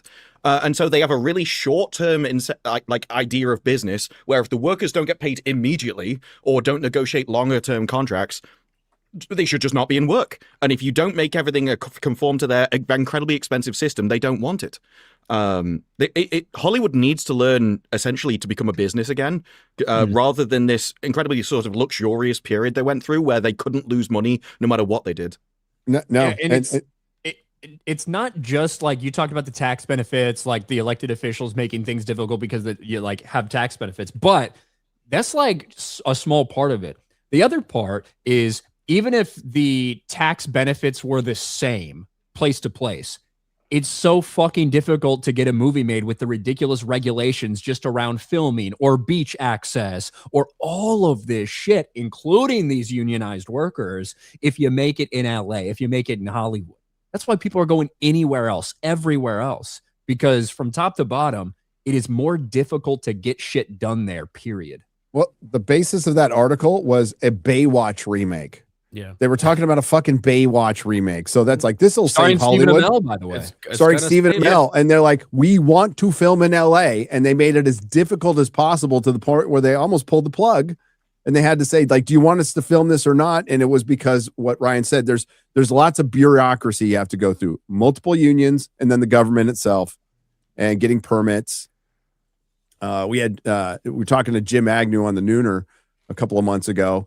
and he had somebody hitting a button, a smoke button to create smoke. Union comes in and says that person can't press that button. You need a special person to press the button for the smoke, and it has to be a union person. And this is how much they make, and this is their help. And it's like you can't do that anymore. What Hollywood needs to rediscover is it's a gig economy. It's a gig economy. It could still be a business and still have some structure, but you need to allow some lateral movement. You need to get rid of the regulations. But once they introduce a regulation, they're never going to get rid of it, right? They have intimacy coordinators now when you could just have a producer do that. Or I don't know, like that. That's all. That all comes out of Me Too, which is complete bullshit, and it's all show. But then, look at all the movies that we're seeing. Like we're about to talk about Toy Story fucking 5. 5. Scream. What is it? Scream 7. Scary Movie 6. Scary, so we're way beyond sequels. We're in the 5, 6, 7, 8. Like, what the fuck are we doing? Did you see that other article that came out? Going on too long. The other article that came out this week, and it was something like Hollywood is refusing to use the word sequel, and they're just trying to rebrand what it is, rather than go, actually, maybe we should do an original idea. They are so obsessed with it. They're trying to make the problem go away through word games, essentially. That's what they always do. That's all they got. Semantics. And it doesn't work because that's lying to yourself. And lying to yourself doesn't work until you get honest. And one of the biggest problems that the one thing we talk about that the access media does not talk about is the treatment of the audience and the general perception of Hollywood, which is Hollywood feels like half the country can go fuck off. And they did. Once you're told to fuck off by people you used to want to give money to for 10 years, you go, okay, I'll just spend my money somewhere else. I'll go do something else. Plus, then there's the streaming element. There's Hollywood competing. You put that back up. Hollywood competing against itself. Like you can go out to a movie or you could go watch Stargate or Babylon 5. Like, They're competing with their past. Yep. And their past was 100 million times better than what they're making now. But also that whole don't call it a sequel. This is kind of a showcase of the problem in the entire industry is that everything is about, we've got a problem. We don't want to solve the problem because we like what caused the problem in the first place. So how can we kick the can down the road for as long as possible? So when the writers were striking, they weren't trying to work out, well, if there's less writers' jobs and we're making less things, maybe we just don't need as many writers in Hollywood. Instead, they were trying to force more writers into every writer's room, just by fiat, by some kind of agreement with the union. And you will never fix the problem as long as you're trying to maintain the status quo for as long as possible. And it seems like a load of people are just in the industry trying to hold on to power and hold on to their job before they eventually get kicked out and we can actually finally fix stuff with new people. And what kept a lot of those new people out was DEI. And people are sick of hearing about it. I'm sick of fucking talking about it, but that's the truth. Is we get an obsession because that director wasn't going to be allowed in because of the color of his skin. It's white boy summer. It's white boy summer. And listen, before we announce an independent revolution, I've said it before, we need to see it in different genres. Every 10 years, 15 years, we get a horror movie that's really cheaply made that goes bonkers. Blair Witch, Paranormal Activity. These are very profitable movies. We need to see it in different genres now. Well, I think the difference is it's because we now have like literally tens of thousands of potential creators out there that have the ability to do the same thing that happened with Obsession because they have huge YouTube channels. They have a built-in audience. They can crowdfund. So there's a lot more opportunity for independent creators now to become filmmakers or whatever. And they don't need to go through the Hollywood system. However, it's very easy to say, but all it takes is for Hollywood to back up the bank truck and throw somebody $20 million and they have control of them. It'll be interesting to see because all three of the YouTubers that made movies this year that were really successful, they've all in interviews said, I'm not done with doing YouTube stuff. I'll make another movie maybe, but I'm really kind of focusing on, I'm still doing my thing on YouTube. They're not running to Hollywood. So it'll be interesting to see where they go, if they're able to dump that, the truckload of money on them. And if it's even interesting, because the ceiling for success for these creators is way smaller than a film in Hollywood. They there's creators out there making comedy animated shows on YouTube and making enough to make that and then support their life, and that's fine for them. And like they don't need to go and do this massive multi-million-dollar thing because they can just do what they love and make enough. But it's hard to turn down $10 million. You know? Yeah. Well, I mean, like, but Curry Barker. Yeah, but I'm did. saying like So if we it's look at not the as obsession, enticing to them. Well, if we now, look at the obsession was thing, they supposed offered him successful. money. Yeah, well, that's what I was gonna say. I think you're gonna talk about what I was gonna talk about. Go ahead, Wizard. Yeah, they offered him like $15 million to rewrite the ending Thank to you. turn the Yeah, protagonist into a hero, and he turned it down. He didn't take it, Right? And now he just signed a $10+ million contract, like something crazy. It's like something insane amount of money that he's taken home to do more movies with Blumhouse. Like where they're just basically going to sign off on anything that he wants. He got like an 8-picture deal. It's something crazy. With Universal, right? So they have more dollar pull. amount.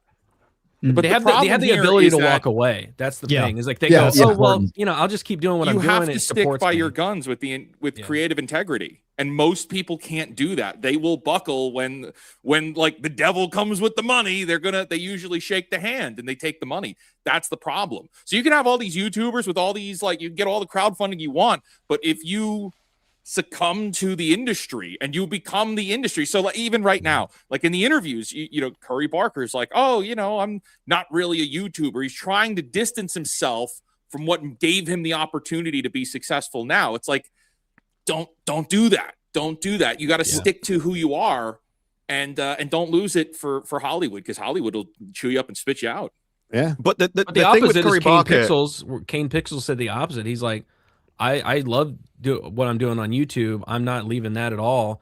If I make another movie this big, awesome. But like I'm sticking to this story with the ability that I have. So there is like we're at a crossroads of, does Hollywood sink its teeth in to these YouTubers that are creative and are able to just, because there was an article that was coming out and saying they were using Reddit created the back rooms, so like let's mine Reddit now for all of the SCP renowned for quality. So like Hollywood already is Reddit. The fact that Hollywood executives think going to Reddit to get ideas is I can't wait for the Jeff the Killer movie. I'm so excited. Hold on. I think we've had enough Reddit movies. What we need is fucking 4chan movies. Okay. Yeah. Well, Yui Balls just made one. Yeah, he did. What was that one called? There's like I mean, Vigilante look, Citizen. apparently Vigilante movie that is like apparently Vigilante Hollywood is saved. I'm Yeah, me sharing my too. screen. I had to double check to make sure this wasn't a parody post. I am blocked by Culture Crave, but George Lucas has been cast in Minions and Monsters. He's a huge fan of the franchise, and he wants to have a future Minions film. He wants a role in future Minions films. Man. I fucking hate the Minions. It's so fucking bad. Yeah. I'm so Why? sick of them. I've hated them day one. They're so It's gonna be fucking better than Toy annoying. Story. It hopefully it does, because it'll probably be better than Toy Story. But I hate these characters. I'm so sick of the advertisements at every movie I go see. I fucking hate these characters. Who's your favorite minion, Jeremy? Yeah, Kevin, no. Bob, or Stewart? Which one? I don't give a fuck. They have names? No. Jeremy, you got to look at it through a different lens, though, because if you actually look at Despicable 1 through 3, I can't speak for anything after that. The Despicable Me movies actually have positive family values in them. They do. Like the Universal actually, if you look at the Minions movies, and they are ridiculous and they sound stupid, and when you look at it through the adult lens of like, oh, I'm better than this. No, if you actually look at what the story is, like the actual plots in these movies, they have very, very positive family values that Disney couldn't imagine putting in a film today. Wow. In fact, you have a positive But if dad. I had to watch you it, have I'd put a gun in my positive mouth. a father-daughter relationship. You have a positive mother-father relationship with the kids. It's actually wholesome as hell with annoying-ass minions. Yeah, it's like the Minions. The Minions spin-off movies, the Minions ones by themselves, those are kind of just fucking brain rot, to be honest. But the Those are brain Despicable Me rot. franchise in general, I do agree with you, Wizard, for the most part. Is No, it that's top fair tier point. art? No, but it is a pretty good message. That's considering. fair point, but now it's good for moved kids. it's moved into just Minions heavy focused now. But I mean, the- you don't know because bigger- have you seen them? Have you seen them? No, but that's all they market it as. They're not marketing it as anything other than the fucking minions running around being retarded. Universal. They have alternating years seats. of release, right? You have Despicable movie, then a Minions movie, Despicable movie, then a Minions movie. I think last year or 2 years was Despicable Me 4. Now this year you have another Minions movie. So like it's marketing because they know their audience is mostly Despicable kids Me and families, 4. and the kids are like, "Oh, I want to see that Minions movie." Aren't we getting another Ice Age movie too? Yes. Yes, probably so. But For listen, the Christmas. bigger Is the Ice Age ever going to end?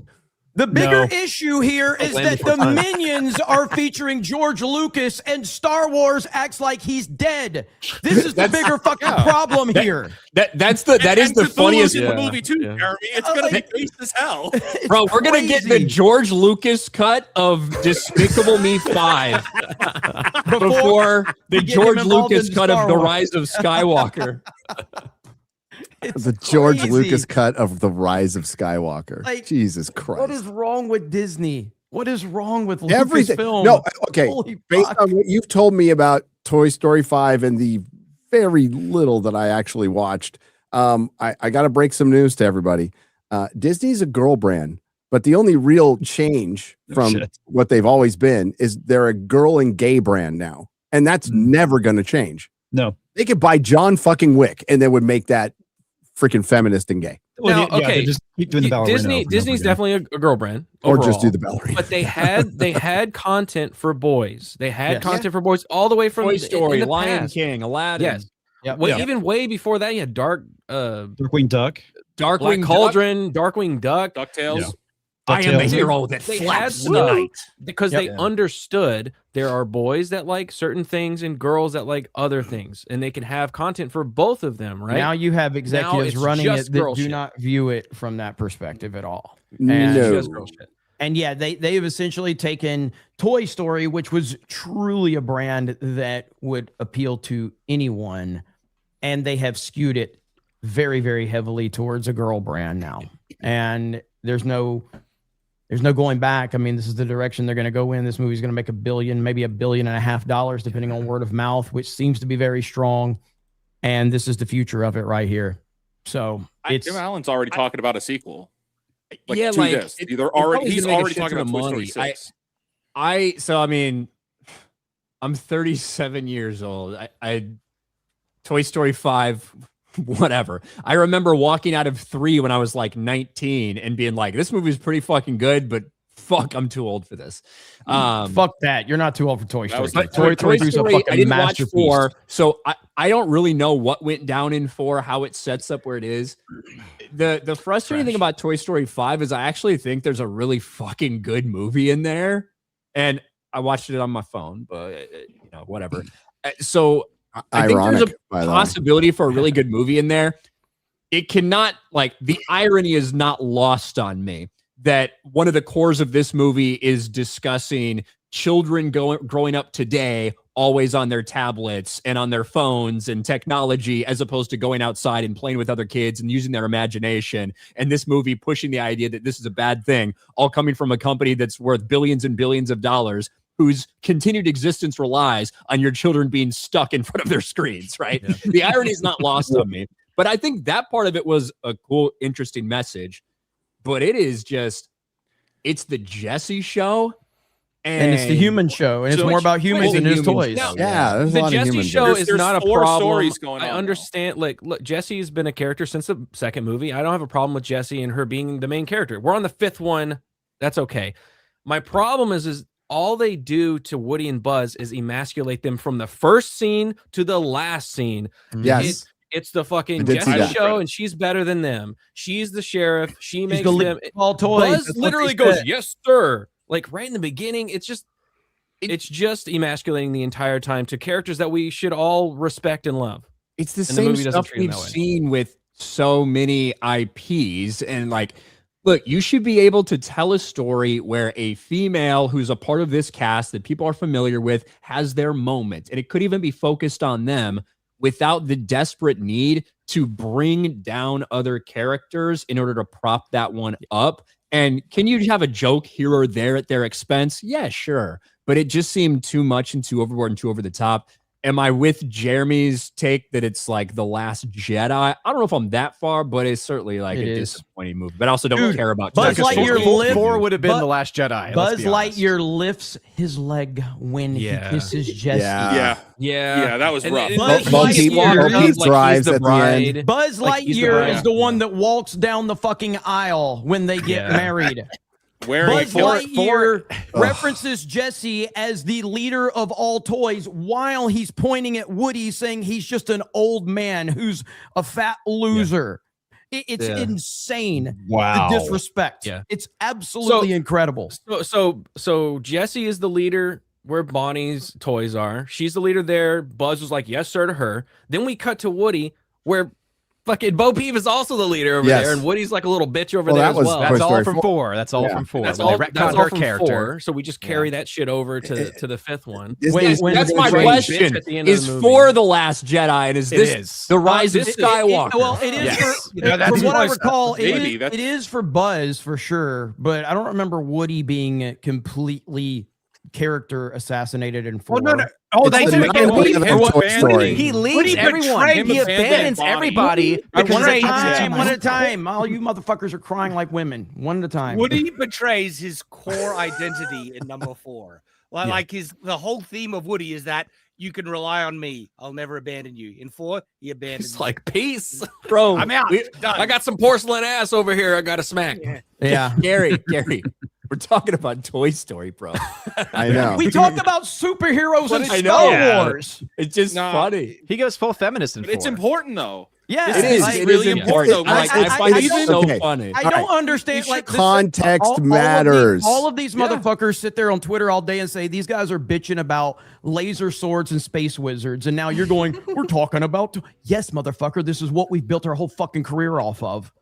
I know. Talking I'm about laughing retarded just shit. because of the hilariousness of this. Like when Shad said, "No, Woody betrayed his core identity." Hey, listen to me. Listen to me. Toy Story is far more important from a cultural standpoint than fucking Star Wars is because of children. It's far more important. And so when children are being taught that these heroic figures that built the whole fucking billion-dollar franchise can just be shit on at an early age, that is how you indoctrinate the culture right there. So it's really fucking serious, and we should take it seriously. If you want to go, if we're gonna sit up here and talk about fucking Spider-Man and Lord of the Rings being serious, then so the fuck is Toy Story and video games.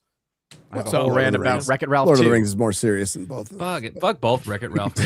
Wreck-It Ralph 2 was. Can you imagine if Tolkien was here and he found out he was being compared to Toy He Story 5? Disney. He hated Disney. Tolkien was based on that one. But I really do not remember Toy Story 4. I remember liking it and saying it was fine, but I don't think it was part of the 3. But I never went back and watched it, and I've just completely forgot about it, and I never wanted to revisit it. And now I know the internet has decided it's the worst movie ever, so I recognize the hate for it, but I can't pretend that I shared that hate after seeing it one time. I just don't remember it. This movie, I hate big time.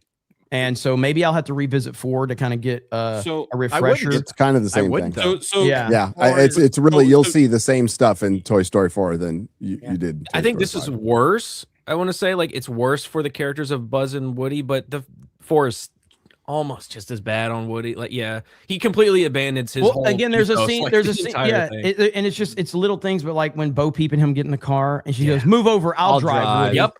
Yeah, he's driving bitch. Yep. By the way, why is it in this world all the little girls play with toys like boys play with toys? Little girls don't play with toys like that. No. You know? Like, and I said this, the black family that's on the fucking ranch, a fucking tech wizard is the dad. Okay. They were Indians. Whatever the fuck, they were brown. Okay. So it makes sense. Right? They were minority. Why is there a fucking farm with horses and the dad is constantly on Zoom calls telling everybody how to work their technology? That means that the mom is the cowboy of the fucking ranch. Get the fuck out of here. The fuck out of here with this bullshit. Were there any white human characters? I don't think so. They were the bad guys. The bad girls. Yes, the girls the that bad bully kids, her. They're the all bad white ones. They were the white kids were the bad kids. Yep. Dude, Shocker. all It's that Disney. little shit. And you know that they do that stuff on purpose because they talk about that's how they think about stories. It's all propaganda. They put their little stuff and all that because they pointed out, they go, all our messages aren't in this movie. That's why that movie's bad. Hey, all those white kids, stay away from them. Go make a black friend. Yeah. Okay, go find a brown That's friend. their entire aim. It's to create alternative stereotypes. It's never that stereotypes are wrong. They just want to create theirs, so you judge the world in their way. You see those two blonde-haired, blue-eyed white kids? They're evil. They'll bully you. Yeah, that's movie- Don Jr. and Ivanka over there. Don't go near them. They'll kill you. Blonde-haired, blue-eyed devils. I had the same. Just don't buy a phone that from I had them. that I had with Masters of the Universe because it's the same thing. It's the That same sounds level similar. of punching down on guys. Through the whole No, thing. And it not starts to out, that level. It starts off. Hold on, but I tend to agree more with hold on. Wizard than I do with Shad Do I on need to- He-Man. Do I need to crank my mic up? You gotta. It's a little. It's a little low. Because I will. I mean, is it a little low? Yeah, it is a little low. Tech problems. All right, so the problem is it starts off where it's like you're cracking jokes on Buzz, you're cracking jokes on Woody, and then it just keeps going and it keeps going, and then then it's not funny anymore, and then you're like, oh, you're still going, and then at the end it is like the final kick in the balls of doing the whole wedding scene. Buzz kissing Jesse, he's got the leg pop.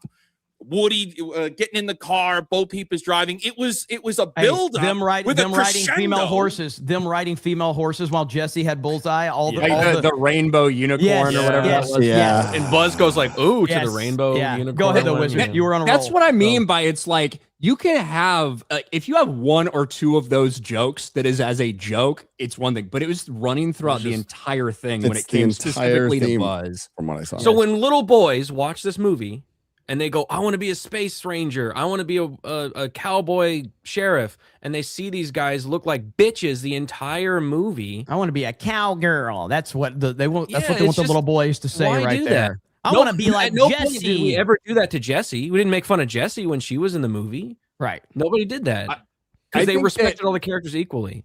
So for Wizard's point about the Masters of the Universe thing, I think that for the most part, Toy Story would be worse because Buzz and Woody are such established characters, as opposed to like if you're talking about Adam and stuff like that and He-Man, like just taking Adam as an example.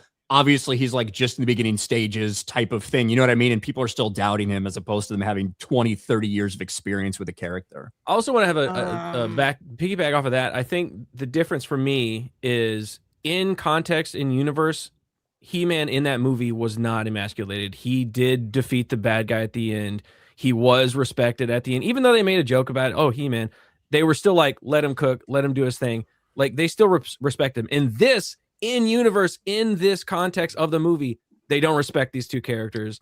They make fun of them the whole time. The makers of the movie made fun of them. Like, that's, for me, that seems to be I agree with your point, I'm not saying that they're the but same. I still think Adam was mistreated terribly in He-Man. It's like the same flavor of bad, right? Like not the whole full context story wise, but it's like the way that they punch down on Woody and Buzz is very similar to the way that they were punching down on He-Man. Very similar to the way that they punched down on Superman in the James Gunn movie. Very similar to the way they punched down on Peacemaker in the Peacemaker show. It is done from a place of bad faith for male heroes. That is it. Now you could say like, oh, well, this one thing in particular about Masters of the Universe is great. Which Shad, No, go for it. multiple things, because there is multiple positive. Shout messages out to about Tom Connors, masculinity. baby. Let's go, No, Tom but- Connors. Let's No, go. but- hey, I wasn't here last week to defend it. I'll defend it this week. No, there are multiple things of positive masculinity in the whole Master of the Universe film with Man-at-Arms and He-Man. They say Man-at-Arms is bad. The creators specifically say that Man-at-Arms is there to show Toxic the old masculinity. version of masculinity, which is bad. This is Well, why I then actually think they're it's the retards intention because- that matters. well, then they because don't show there is that The actual content, there's interpretation of a matters. movie. The There's film, interpretation of a Man-at-Arms movie, and there's what the movie validated is. throughout the whole thing. That's Like, this definitely is why- more. That's the creators not knowing what they depicted there, because Man-at-Arms is totally validated, Yeah. and all the messaging that he is teaching He isn't. Adam about how to be a man and that he literally says a man is the one that steps up to protect his family. That is all validated throughout the whole film. Even his first, he tells his daughter, "You're the man I always wanted to be." Like there's lots of things that undermine him, but they do say that he is the traditional masculinity. And I think this is why when people will bring up like Black Widow, the race well, she was just a woman that kicked by the way. She just kicked the crap out of people, and it's like, yes, but why was Black Widow in the Black Widow was in the movie for the male gaze. Everything she did was to kick ass but look great doing it. Whereas now it is they're not trying to be in the movie for men, they're trying to replace the men in the movie. And that is a subtle difference. You could do exactly the same activities, but it's why are you there? And I think with He-Man, because it is a comedy, it kind of depends whether you think something is a joke or whether it's intended seriously. And that changes your entire perception of the movie. And so I do think in that case, the only way you can take that movie is what the creators say they wanted to mean by it. And you can take the Starship Troopers impression where it's like they just failed in that regard. I think it's a perfectly legitimate also, thing. But that is what the movie is saying. Well, to the point if we take the quote that like where it's the female characters meant to replace the male characters, He-Man, you can remove Teela from the entire film, and the film doesn't change that much. She's not there replacing He-Man at all. She does. She saves him from the does real world. save him. Hang on. Wizard was going to say something. Yeah, just to follow up on what Disparu is saying, if we take the quote from the Teela actress here, she said, "It's hard to talk about Teela without talking about her relationship to her father, because I feel so much of who she is has to do with how she was, I guess, let down as a kid. She's affected by toxic masculinity just as much as the men in the film. And I think she sort of adopted masculinity to protect herself in this very masculine world." So that's a direct call out on Man of Arms as being toxic masculinity Actors are up until the credits of the film. And in that same Entertainment Weekly article, there is another thing about Man-at-Arms where it says he is the old traditional masculinity. And it specifically says that he is something along the lines of, he is not wrong about all things. Which is right. No, he's not wrong about some things, which means he's wrong about most things. That's why he's in the movie, to show you the old trope, which needs to be changed by what He-Man currently is. So I want to go back to Shad, because you made a point about Teela, and you said only when he's Adam is she disrespecting him.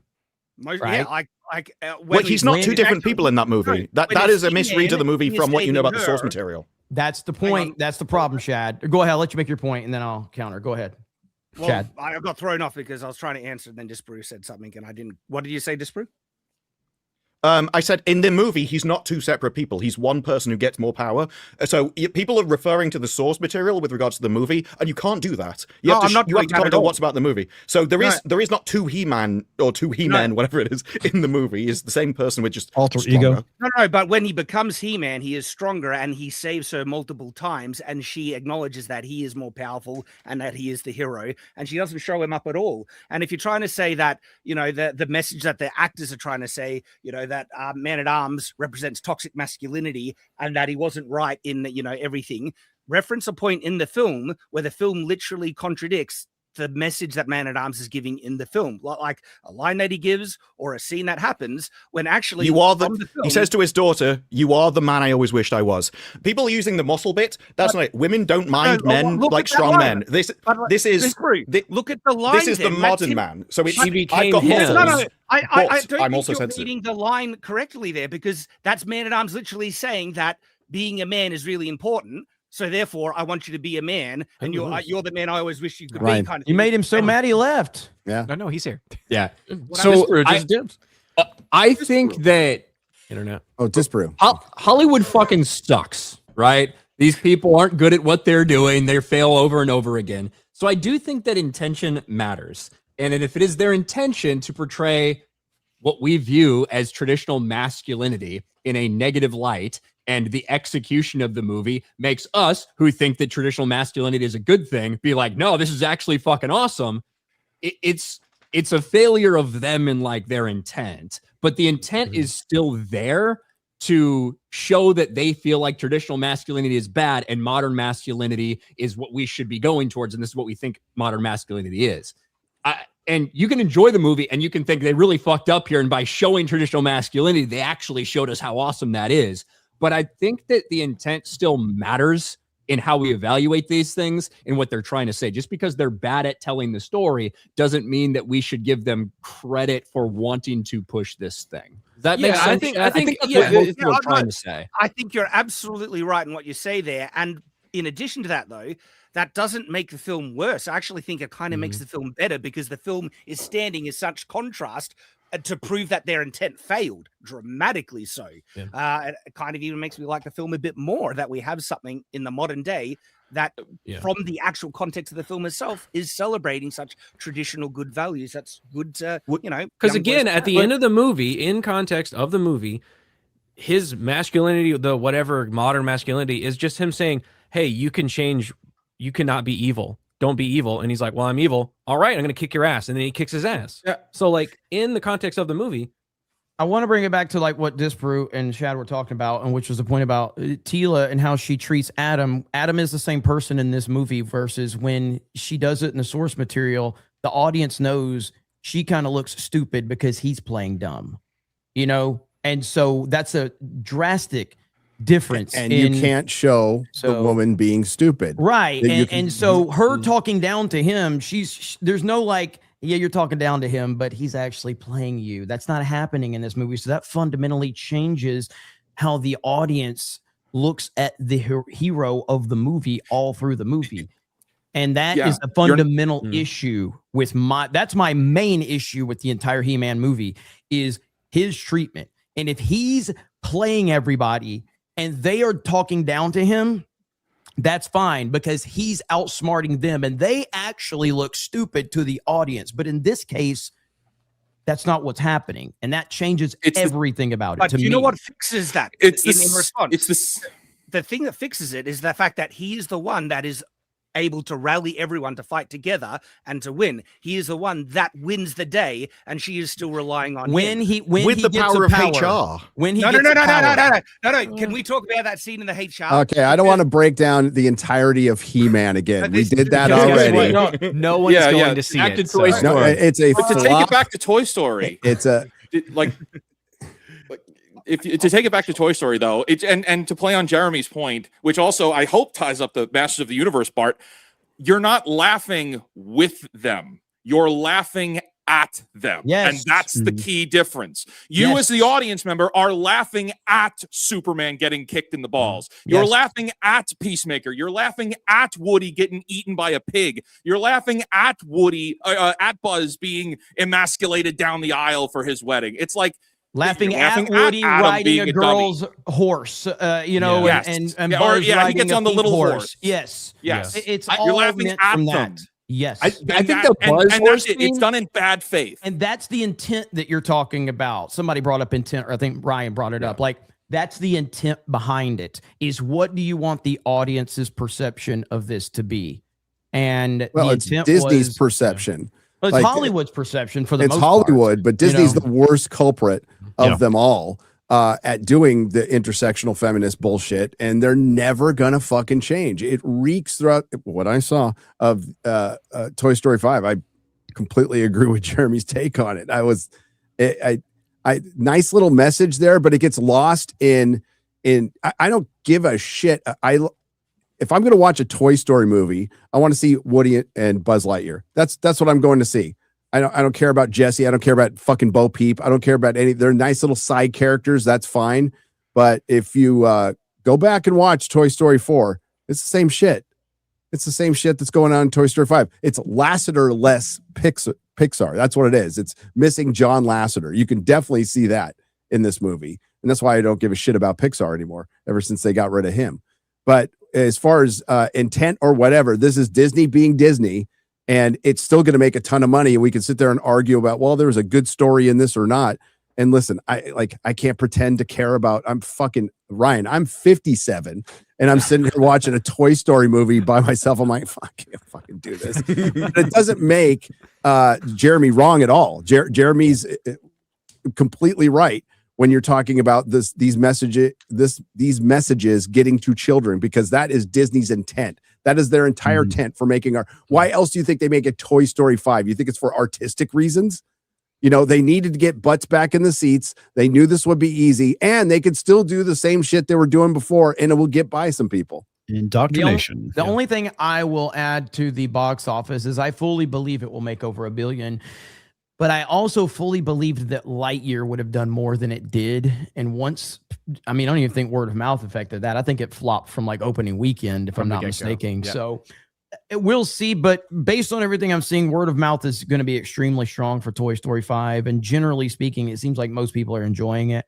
And I haven't seen anybody have as hard of a take as I have outside of Fake Wizard. We're like the only two that I've heard say it as bad as we have, outside of a few people trolling on Criticlist, and I can't even tell if they're serious or not. But yeah, we'll see what happens. But I expect it to make over $1 billion easily. Actually, Oh yeah. So yeah, I mean, 17.5 million on its preview night.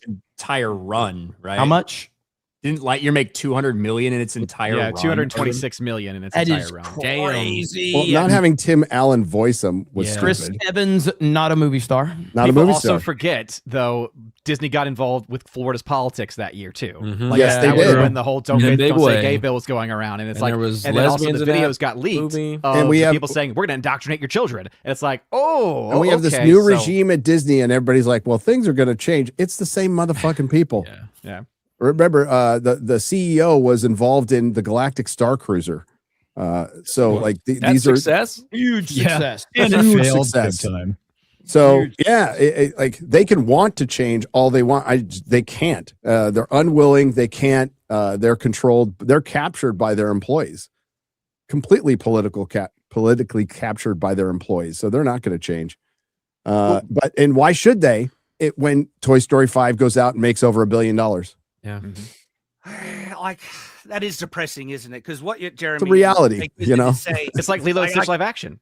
everything that I'm hearing about Toy Story 5 sounds spiteful and, deconstructing of the, classic heroes that we love. And so I don't want to see it, but the fact that it's going to make so much money, it's just going to justify Disney doing.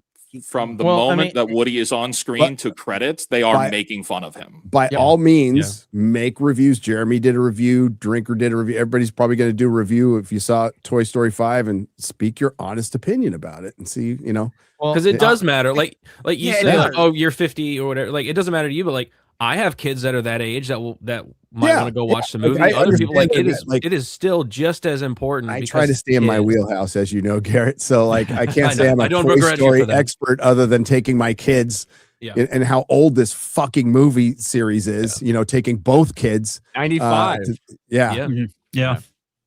It predates Perfect one of my trilogy. kids. That's how old it is. So Perfect trilogy. Just to be clear, I don't think that this is not important. The reason I was Yeah, laughing so hard is it's because Toy Story. No, I get it. I because get it. everyone fucking exploded with more passion than we've had for anything, and it was just so fucking Because funny. it's important. Because It is. everyone was talking Like, about I don't Toy give a Story's fuck awesome. about I was Doctor Who or laughing. Not because I MCU don't shit think it matters. shows. I don't give a fuck about any of that shit. I don't give a single fuck. So I care about the fact that Toy Story is one of the most iconic child brands in the world. Ever? And it's been complete. It's one of the most relevant. Got to be in the top children's for brands. America. Yeah, in the top 3. Yeah, And you and got the money I think that the original Toy Story trilogy is perfect. I think the only better trilogy is the Lord of the Rings trilogy. Outside of that, Toy Story is the best trilogy ever made. Back to the Future. And I mean, that's an argument there too. Paddington. But as far always bringing some They're pretty random good. They're bullshit. pretty good. Paddington's good. Paddington's pretty They good. are good. They're really good. Stuff, okay? Not your Yeah. Paddington cartoon, okay? We're Paddington here to 2 talk especially. about- Fired Rachel. It's not a cartoon, it's live action. Don't you dare talk bad about Paddington, okay? Jeremy, you saying it's a created Paddington. I've honestly never seen a Paddington movie. They're really Never good. seen You- one. they're great. I've heard they're It's really good. good. I've heard They they're are. They are excellent. really good. So They're And like Sheep they're like an Detective. island oasis in the desert of Yes. shitty kids movies. You're Literally- like, oh man, this is good. Here, crap. the only two things I think about when I see Fake Wizard on my timeline is he hates to switch to and go see the Sheep Detective. That's really all I think about with you. So It's breaking his And anytime you tune it, and anytime you listen to D-Day Cobra, you're just hearing about a guy who was in retail who could drive a forklift. Yeah, that's right. That's yeah, right. and talks about Yeah. Titanfall 2. Jeremy, were you saying that Toy Story trilogy is better than the Star Wars original trilogy? Yes. Yeah, because Wow. Toy Story 3 is It hit better the than ending. Return of the Jedi. Wow. It hit the Because- ending. Because Yeah. Toy Story 3 is better than Return of the Jedi. You know, No, like you no, can have no, one. Piss off. Piss off with that. I love No, Return of the no, Toy Jedi. Story- I have major problems with Toy Story I love Return of the Jedi, but Toy Story 3 Thrilling. is a perfect movie. Quentin Tarantino agrees with you. He says it's one of the greatest trilogies does. ever made. He says it's the greatest trilogy. He Yes, says it's better yes. than Lord of the Rings. Yeah, he's wrong. Well, he doesn't like fantasy. Andy shouldn't have given away the toys. I've got a big problem with that. It's all fucking Andy's fault. Well, Some again, bitch. if you never revisit that, you're left to interpretation of what happens, and that's the perfect ending, is to leave your mind wondering. Now, once they go back into the world in 4 is where you're like, oh shit, now it's real. Now we have to start, being serious about it. And now we realize Andy is probably in his 40s or 50s. He's probably twice divorced. He's probably drinking. He probably watches porn all day long. That's essentially what's going on, because they won't talk about him anymore. Yeah. They won't address him, or he's probably a Trump supporter and a white supremacist in the world of Pixar. And that'd be awesome. That's the perfect ending for Andy. Isn't there like a theory that Sid is like a pizza delivery guy? Like, No, he's a trash guy. He's a trash guy. guy. He's wearing the same shirt and everything. Yeah, trash guy. That's what it is. Yeah. Well, I mean, it's a bad year for Jeremy not to care about Doctor Who or Marvel or Harry Potter. I said MCU shows. Supergirl. I said MCU shows. I don't give a fuck about any of that shit. So real quick, the Doomsday, we can't show it, but the Doomsday footage that was dropped a week ago or so, it was heavily pixelated. So, and like, listen, it's totally normal to think everything's fake. I think that's a good basis for anything right now. AI, it's a good assumption. But it wasn't. It turns out it was some test footage from whatever the effects company they're using. And it was Shang-Chi. I'm trying to remember this now. It was Shang-Chi, Cyclops. Help me. Who else watched it? Did anybody else watch it? It was Shang-Chi, Cyclops, Chris Evans. I'm not going to call him Cap or Steve Rogers. It was just Chris Evans in street clothes. Channing Captain African American, and Yelena. How can I forget Yelena? Up against some Sentinels, and the Sentinels were huge, like really huge. But dude, even pixelated, it looks like Deadpool and Wolverine. It really does, like this stark background. And I can't remember if Doctor Doom was in it or not, but he was definitely. I think he was controlling the Sentinels. But the big take we saw with Cyclops in that one scene from the trailer. Yeah. And they're really big. They made them big. Well, I'd heard that Marvel wasn't like hitting this when it leaked. So They were. Eventually They did did. hit it. They did hit it. No, they absolutely did, because I Okay. shared Okay. in our Discord, and it was gone. Okay. That's what made me Okay. think it was real. That's why I'm like, it's real. And then a couple guys, and then I think somebody claimed it was the footage they showed at CinemaCon, and Chris Gore, and then a friend of mine like confirmed, no, that was not it. But now it turns out it's real, and it blows my mind that you're in your second to last appearance of Chris Evans as Captain America, and you're wasting a whole fucking movie of him just being in street clothes, not carrying his own fucking shield, carrying fucking Thor's hammer, because we don't want to upset Anthony Mackie or the 5 or 10 Captain African American fans out there. By the way, happy Juneteenth to everybody. And Anthony Mackie would take that to the press. Like, he has done interviews before which are entirely identitarian. Just because he made some base comments about like you should get in the kitchen at some other point doesn't mean he's not willing to play that game. The thing Hollywood needs to do is just play into it. It's like, if you this entire time you have gone, we don't like those people, but there's a bigger audience over here. It's time to do it the other way around. Piss off those people in order to appeal to the other people over there and see which one's the bigger audience. And you would think at this sort of pivotal moment where you're trying to reboot everything, you would just stop playing for the other side. Because you've already proven one side is too small to care about. So flip everything on its head and go the other way. The problem is that small audience is the creatives that are in all these companies. Like, so there's no way they can go. Yep. This is why that's why we get Toy Story 5. Yeah. That's why we're getting everything we get. It's because that modern audience is literally just people who fucking work at Disney. That's it. Yeah. That's their bubble. Yeah. That's their bubble. So your big comeback movie is Robert Downey Jr. not playing the iconic character he is known for, and Chris Evans not really playing the character he's known for. Not fully, anyway. Yeah, I mean, I have not paid attention to a lot of the stuff surrounding Doomsday, primarily because I'm looking forward to seeing it, because I think that this can be completely awesome or completely horrific. I don't think there's a middle ground here. I don't think that there's like, I don't think you can walk away from this going, it's okay. Like, I just don't see that happening. I think this is it. They're all in on this. And so I am looking forward to it. I'm also looking forward to the discussion surrounding and all this. So I haven't been following a lot of the leaks outside of hearing you guys talking about it here. So I stayed away from this leak trailer, even though most of it has been bullshit. Yeah. And so I saw that the leak trailer was out the other day, and then I think it was Robert Meyer Burnett said, well, they haven't hit it yet, so it must not be real. And then later on, I saw people saying, oh, it was real.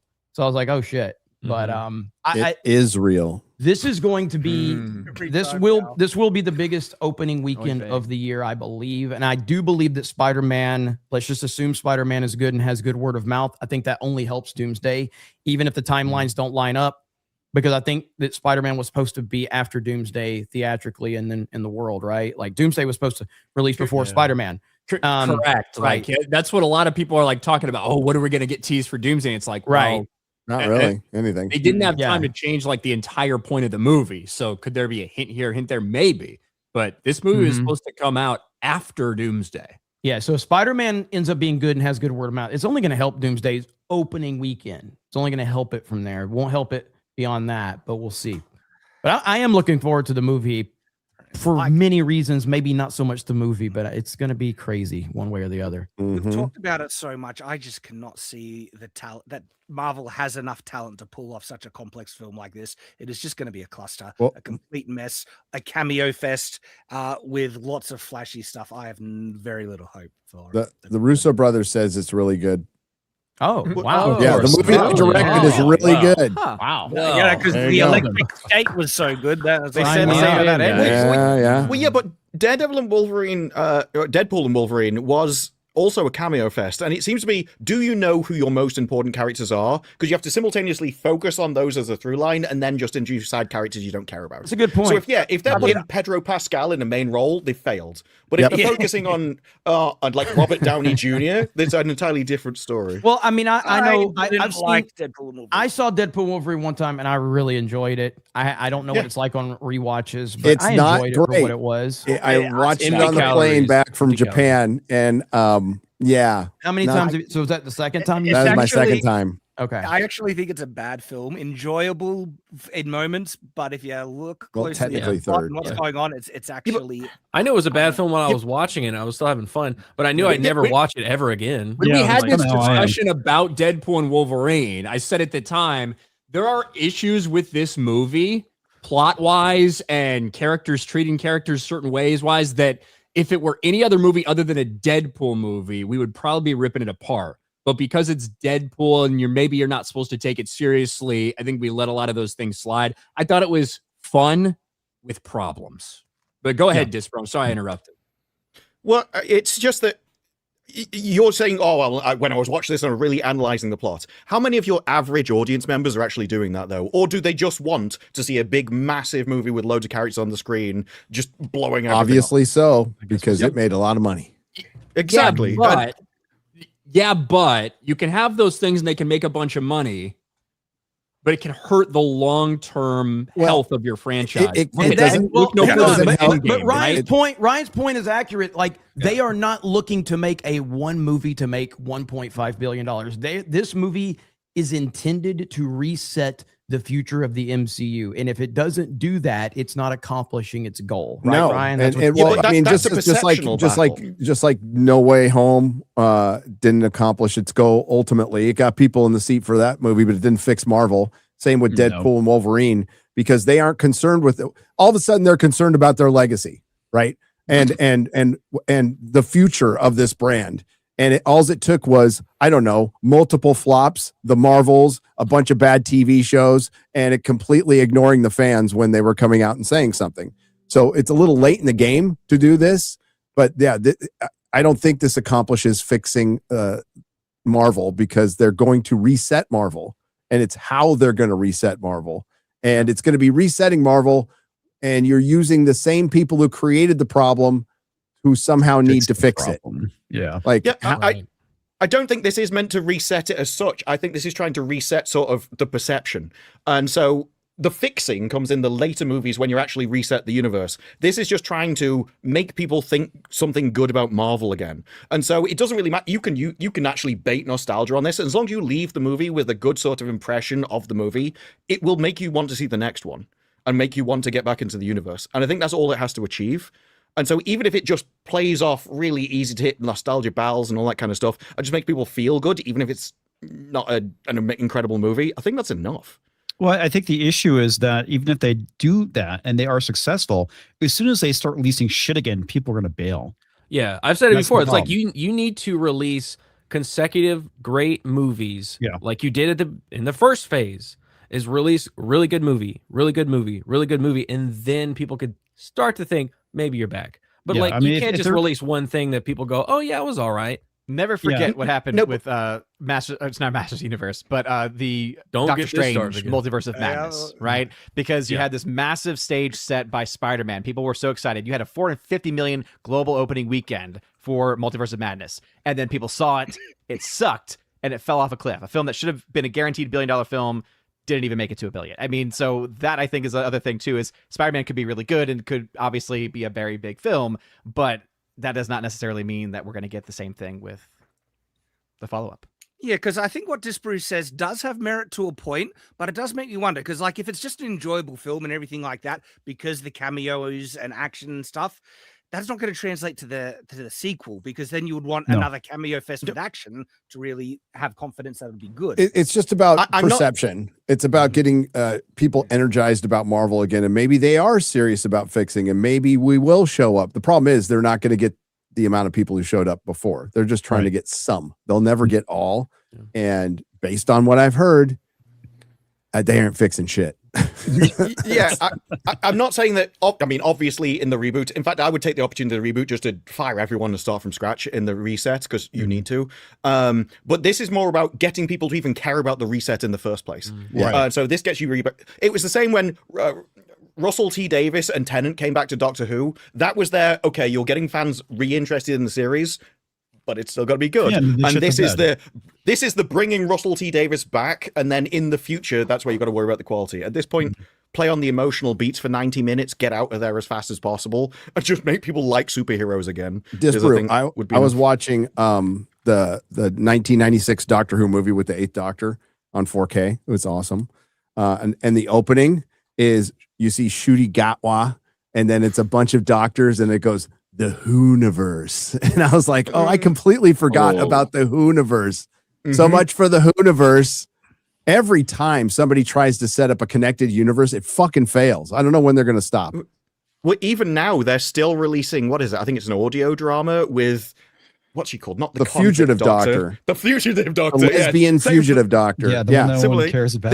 This is a character no one considers to So be the this Doctor at goes all, back- and then she's getting her own spin-off. This goes back to what Jeremy was talking about. We're getting these things, like Toy Story 5, because the people who still work there are the people who created the fucking problem, and they are not going to be able to fix it. They are not going to change. So they're going to keep rolling out like, hey, remember this thing we love? Like, how long have we been talking about it on this fucking forever on this? We're going to roll out this thing you love and completely change it, fill it with subversion, vandalize male characters, degrade male characters, because that's what they believe. And the only way they can get these messages across is by hooking their wagon to fucking something that's popular, because they can't make anything original because nobody had ever fucking watched this shit. So they either they're subtle or they're not subtle. Sometimes it's a little more subtle than others. And it's about attrition. It's about wearing people down. Right. And it hasn't worked over a decade, though. That's the funny thing. But they're not going to stop trying, like ever. And that's why the Hollywood system as we know it is falling apart. Ultimately, it's falling apart because you can't lose half your audience and survive. You just can't. Like that's not the way it is. One of the interesting things is you watch leftist creators, Linus Tech Tips, for example. Occasionally they will bring up Hollywood movies and they don't like them. And these are people that would agree with you on all of their points if you spoke to them in a political debate. I don't like them. There is something about just traditional values which speaks for people, and is like heroism as a core, and you can't have leftist heroism. It doesn't work. It's like the idea that fascist. you would need to Heroism is the idea- fascist. Well, it's also a selfish and envious ideology, so you can't have sacrificial heroism for someone else because it goes against everything you're trained. And Also, so the very individual stories that they're affection. making, leftists even reject them themselves because they agree with the ideas, but not how it feels when they see them in a sort of educational story. What do you got there, Garrett? Speaking of stuff that's dead, Star Trek.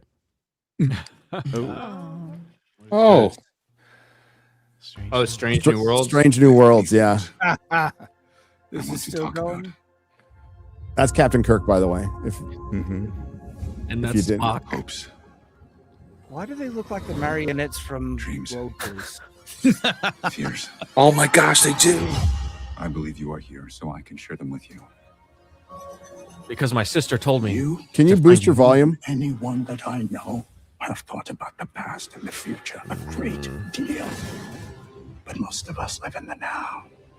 Perhaps what happens next will define everything. Where are you sending us? Well, this is a fun one.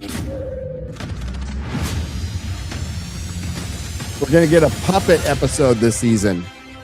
I thought that was What? last season. That came out ages ago. Right? Wasn't it? No. There is Season never 4. any reason to do something alone when you need That help. marketing was like There's too much at over a year stake. ago.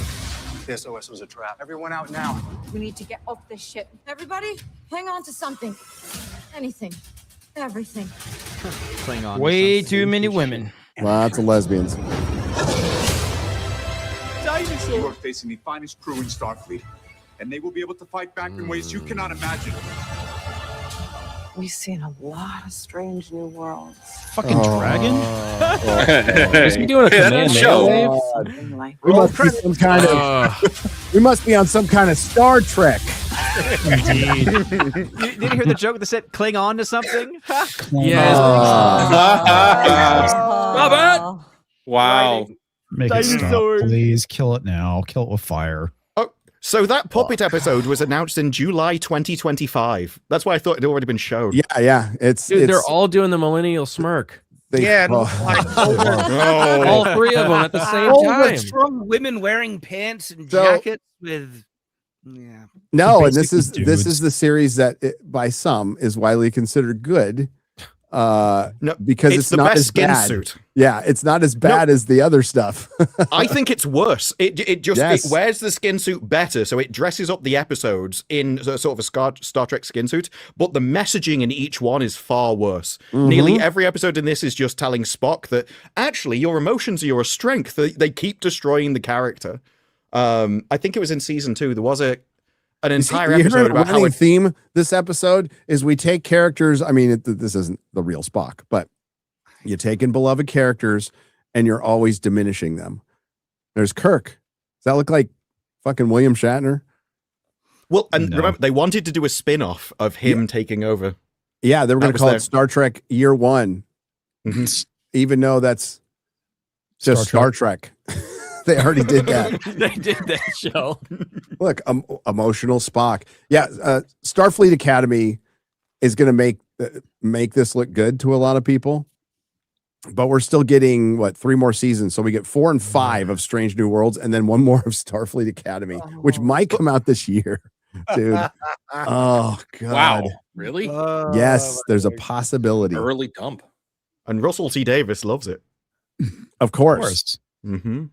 He was talking about how horrific it was, but it was the first admission I've ever heard where he was talking about the online voice actually contributed to getting the show cancelled. It's the first time they've ever admitted that maybe people may influence decisions more than they would like to admit. Oh, that's wonderful. It's like Suspicious about a women Good there. God. This looks He's in the background. like a Super Bowl commercial where they parody Yes. a sci-fi show to sell you Doritos. Yeah. Yes. Yes. Jesus. Like that's what the That's on the background of money. everything looks like. Just really bad green screen. This looks like a hot topic, is what that looks like. I mean, what the fuck are we doing? And the captain is in the back. Like all Yeah, of the course. decisions are done deliberately. All the women are up front. Yeah. Well, like if we were in a dangerous place, I'd throw the black women up front as cannon fodder too. And let them do the fighting. Oh, looks great. Thank you for that. There was an entire episode in this show where they took genetic modifications to make themselves Vulcan and spent it humiliating Spock because he was only half Vulcan. You're not going to make us watch this shit, are you, Gary? Oh, Strange New Worlds? No. Thank God. Oh, thank goodness. No. Ooh. No, I got plenty of shit to make you guys watch for the rest of the year. I didn't mean you'd have to watch. Hang on. I got lots of shit lined up. Season 2, we're gonna watch that, aren't we? Starfleet Academy season 2, maybe, yeah. Oh yeah, because it gets gayer. We got to see how gay it gets. Yeah, it's gonna get better. And by better, I mean worse. You're also, I mean, you're gonna have to watch Harry Potter this year, the entire series. Yeah, I'm looking forward to that one. I've lost. I love black people. I love black people. Is that weekly, or are they dumping it all on Christmas? I can't wait to see black people selling drugs. It'll probably be all HBO usually does is weekly. It's weekly. Even with their Right, yeah, okay. The thing that's Because coming HBO soon- still does stuff on HBO proper as well as simultaneously. Rings of release Power stuff. comes out later this year. Isn't it the same time we're or watching similar that. time? It's It's they will overlapping. cross over with each other eventually. Rings of Power starts in November. House of the that'll be Dragon. fun. House of the Dragons is Sunday. House of the Dragon. That's right. With you, me, Ryan, Fringy, Mahler. I had totally blanked on that, and then you made that announcement. I was like, "Oh fuck!" That's what Mahler said. Yeah. He's like, that came up fast. Yeah, Yes, it it's comes just up fast. All of a sudden, it's here. The And the idea of debuting a show that's mostly about two women like in a power struggle on Father's Day is so ironic because they both have terrible daddy issues. Yes. Well, HBO loves their Father's Day. Tywin was killed on Father's Day, and the Man in Black in Westworld season 2 killed his daughter on Father's Day. They really love Father's Day. By the way, happy Father's Day. Early Father's Day to everybody out there. So the Rings of Power, Harry Potter, we got a lot of stuff. And the biggest shit show is going to be the Odyssey. It's going to be the Odyssey. That's right. Can't have that on my fucking bingo wait. card. Can't fucking wait for it to be successful, and all the people that said it's going to flop will change their fucking argument. Who's saying it's gonna Well, flop? okay. Every fucking body is saying it's going to flop. All these I will- motherfuckers. hold on. I Twitter think there's are a saying lot that of shit. Like I random. think there's a lot of like dumb people on motherfuckers Twitter saying that, and people in our Yeah. comment section. I don't know how many creators have come out and said that stuff. I don't think it. We've had this discussion multiple times on it. I don't think it'll flop. I think there's a chance that it. We talked about the whole thing. How do you define a disappointment with a movie like this? And so we had that whole conversation last week. I think it certainly could be impacted by some of this noise and some of the backlash, but I don't think that's going to be enough to make a movie like this with Chris Nolan, with the Odyssey, be a flop. You know, To say that it will flop is the equivalent of those guys saying that Mandalorian and Grogu is going to make $2 billion. yeah. Yeah. Or But I also- Supergirl. Where are those I guys, also- by the way? I don't... Yeah, did they say? Yeah, also can we think do a you're- wellness check on those guys? Well, John Campea said Supergirls could make $1 billion. He also said Mando and Grogu could make $1 billion. They Yes, he did. did. I I love that. Yeah, but I also think that's the most interesting outcome because even if it's a great movie, but it also destroys the Odyssey and it does well, the effects of that in Hollywood will be the excuse. Well, look, you can use DEI, you can do all of this stuff, and you can still make money. Like that could have knock-on effects for the industry as they now think they can point to that example of their ideology winning.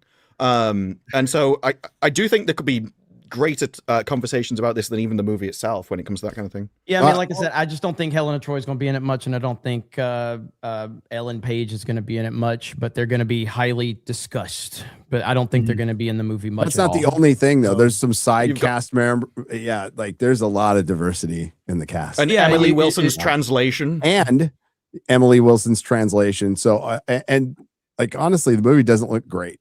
The trailers don't look great. Yeah, they do. No, I don't think so. Yeah, they do. It looks awesome. No. I think there's a chance it could This is suck. awesome. It can make money and suck. So we don't want to Yeah. conflate that. Mhm. Yeah, I A mean, lot of Shane movies have made a lot of Toy money. Story so. now. well, you can bring up a lot of movies. Are there a lot of Nolan movies that have sucked and made a lot of money? Tenant. There's always a Dark first. Knight Rises. Again, the key is Dark a Knight lot. Rises, The key like- is a lot. The key is a lot, not one. Yeah. You know, How many of his movies does it need to be to count Let me as a move the lot? goalpost over here. I mean, again, I will bring up how we love Rotten Tomatoes when it's a negative score, but what is our reference for good? And every Nolan movie has a good reception. Every single one has, on every single Without a metric doubt. that you can find, has a good to great reception. That is just a fact. Except for this So, last trailer. so what are we going to put as the measuring stick there? What is it? Your individual opinion? My individual opinion is that Mad Max Fury Road sucks. Donkey balls. Every fucking body loves that movie though, and it was a success. So No, it wasn't a success. It wasn't. It was not The a financial first one? success. The first one was not a financial success. it didn't flop, did it? It underperformed. Okay, underperformed, but it still made Not money. enough to make another sequel. And everybody fucking loved that movie. And so my individual opinion is that movie sucks. I fucking hate it. I hate it as much as I hate Toy Story. Well, But everybody.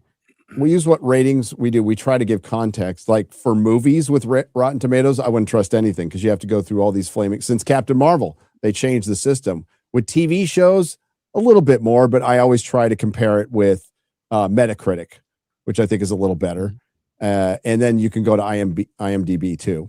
But both of them are padded. Criticless, and you can use Criticless. Criticless, which is not padded, but the other ones are. Like IMDb, you can't really trust. I mean, they were removing bad reviews from Rings Well, I of mean, you Power. can't trust anything with just sheer numbers. It's just guidelines. It's always been just guidelines. Yeah, We've just always like done that. Rotten Tomatoes is just different now, right? Yeah. Rotten Tomatoes is different. Instead, it used to be, man, if this has a 90, that's probably really fucking good. If it has, a 40, it's probably pretty fucking bad from the audience. Right. Now, because so much is limited to how restrictive it is, you have to be very you have to go through a lot of fucking hoops to rate on Rotten Tomatoes, connect these accounts, blah, blah, blah. Now, if a movie has like a 97, 98% audience score, likely it was received very, very well by the people that went and saw it. If it has like an 88, you're like, ooh, I don't know. Like that. Yes. That's where it's at this point. when That it is very comes to true. audience That's score. very true. Very true. The latest, so the Odyssey, the latest clip they just put out, it's not ratioed, but and there's 267,000 views in 2 days. 9.2 thousand up, 5.1 thousand down. That's a lot better than I thought it would be, but they didn't put Black Helena Troy in it, and if they did, it would have been ratioed. Yeah, I think- that's I why I think it's think bad that's for why I have this Nolan. discussion, even though Nolan is a fucking monster in Hollywood and he's had all these successes and highly respected, has a huge fan base. With all that being said, we're seeing much more backlash for this before it even comes out than we've really. It's unlike anything we've kind of ever seen for Nolan. You would, I guess, know better, Jeremy, if I'm wrong about that. Absolutely. But I mean, it's Elon so Musk has been high-profile, leading the there's so much charge. So backlash. yeah, I mean, Elon has said he's lost his principles. He's abandoned his principles. And just in general, Black Helena of Troy is a fucking problem. My video on it, I said the Odyssey should fail, but it probably won't. And that's the context that's needed, because on the premise, yeah, if you're putting a trans person into the role of, I don't think Ellen Page is Achilles, but even still, like I said, casting Ellen Page in a movie based on what Ellen Page has done in previous roles with the Umbrella Academy, I think that's a huge issue. A race swap of Helen of Troy, that's an issue. I don't give a fuck about this thing where people are virtue signaling over Greek. None of you motherfuckers know a Greek fucking actor to save your life anyway. Like John you're all Stamos. like, you want John fucking Stamos to be Yes. leading in the fucking Odyssey? When would you ever have They can fucking make him said a that? side. They can make him Elpenor. Well, if somebody was to say, Gary, who's your ideal person in an Odyssey movie, you would have never said John Stamos until this happened. I would prefer You would John have never Stamos said over that. Elliot Page. You want Jennifer fucking Aniston so she can talk about how you're a racist And Jennifer white man? Aniston would be a better Helen of Troy. she would. The point being is that nobody knows any prominent Greek actors. You can't name 5 of them yet. You keep No, but saying you can want go Greek to actors. Greece and cast them. Why? Like, I've been Why? Because I've been arguing the same thing for Why? Harry. I've been arguing the same thing for Harry Potter. Whoa, okay, whoa, whoa, whoa. so Nobody was cast in Troy that was Greek and nobody fucking cared.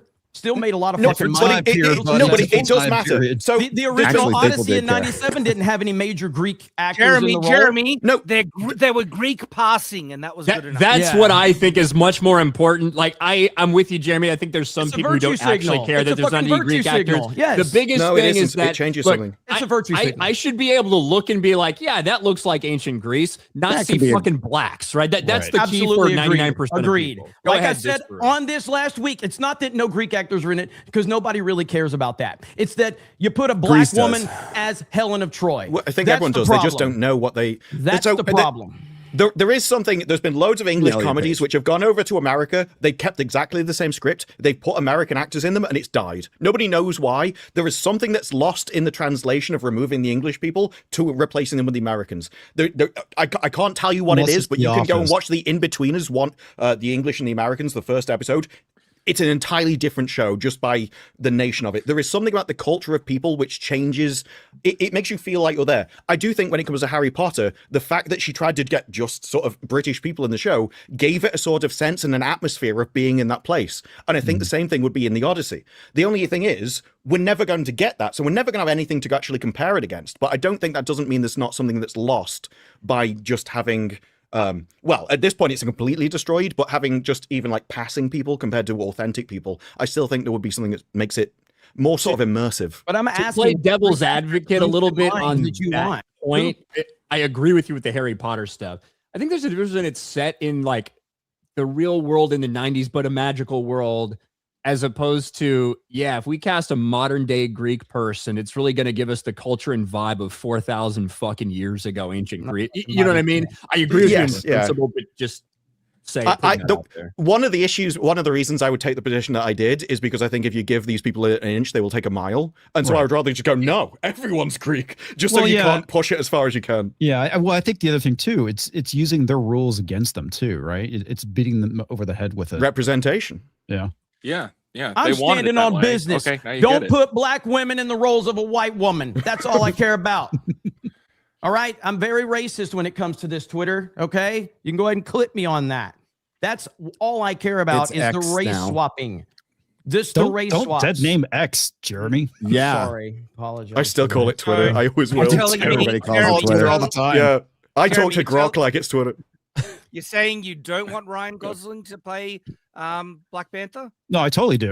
No, I mean, I do in a, That would be amazing. I do in a world to react to their bullshit, but Yes. in theory, I Yes. don't want that. I would Yes. never want that. Well, But in a Right. world where they've race swapped everything, then yes, to counter that, Fucking yeah, exactly. Just So if to it was laugh at Nolan's them, next so- movie, it didn't make the cut in my last Odyssey video, but I might have talked about this before, but the Aaron Pierre stuff with Black Panther, I went down that rabbit hole, and it's racism, right? When like if a white person played a black role, but when it's reverse, it's colorism in their eyes.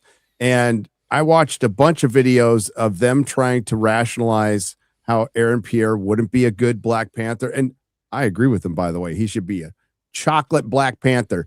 But they were really upset about it. They were like very upset about it. So their argument is always, this is fictional. It doesn't matter. So if it doesn't matter, why not just cast it correctly? You know, to where it looks authentic. Because it does matter, Gary. Because it does matter. But it because does, ultimately it does matter. But because they don't like the mayor being put back on them because they're actually the most racist. but there is a bottom line here, and the But when they're bottom being line racist, it's colorism. is we all on this panel, every single one of us, have overlooked these same fucking things if the thing is good. We did it with One Piece. One Piece literally has a trans fucking actor in it. It has tons of fucking race swaps. And we fucking all, well, I don't know all of us. I know me and Gary loved One Piece live action. I like the Big first season. fucking Yeah, me time. too. I'm sure you did. But so we've all He overlooked went to this Japan and shit became when a it's weeb. good. We just have. Heimdall and truth of Thor. it. Yeah, like Heimdall I mean, and even with He-Man, I mean that is a race swap. And I know everybody likes Idris Elba, but it's a race swap.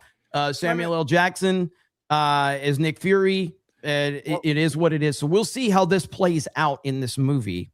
Well, But Jeremy, I don't know about you, but I've never race swap. I have, I've but I never still any- overlook it when it's good. Go No, see, ahead. I'm not, like Yeah. I'm actually okay if they cast a great actor and they keep the key. That's how they get you, though. That's how they get you. That's the point. Yeah. All the way back to Michael Clark Duncan as Kingpin. If they keep the key identifying features of the character, okay, that's what's important to me. And sometimes the skin color isn't a key identifying feature of a character. Sometimes it is. Little Mermaid, redhead, pale skin. you can't get away with race swapping that. But other characters, why? sometimes I think you can pull it off. I think it all. I think for most people, it's going to come down to either how much you care about something or how much you're aware of something. That is true. If a lot of people Agreed. who tune in to watch the MCU didn't know shit about Nick Fury, then Samuel Jackson, okay, cool. Samuel Jackson's Nick Fury, and it doesn't really like bother them that much.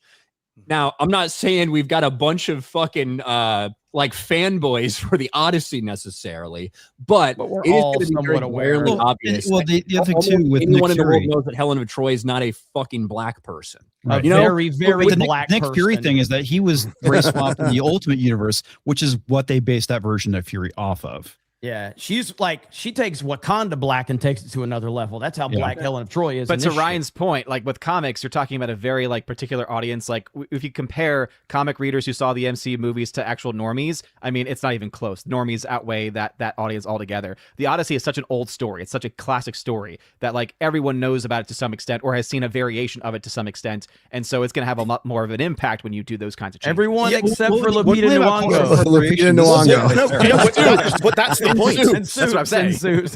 No, but that's the point. It is down to how much of a cultural influence it has. So ancient Greece has affected all of Western culture. Yes. But Yep. I can perfectly understand why Cutie Gatwa didn't know anything about Doctor Who, because he's not British, but it really affected British culture. James Bond is a huge part of British culture.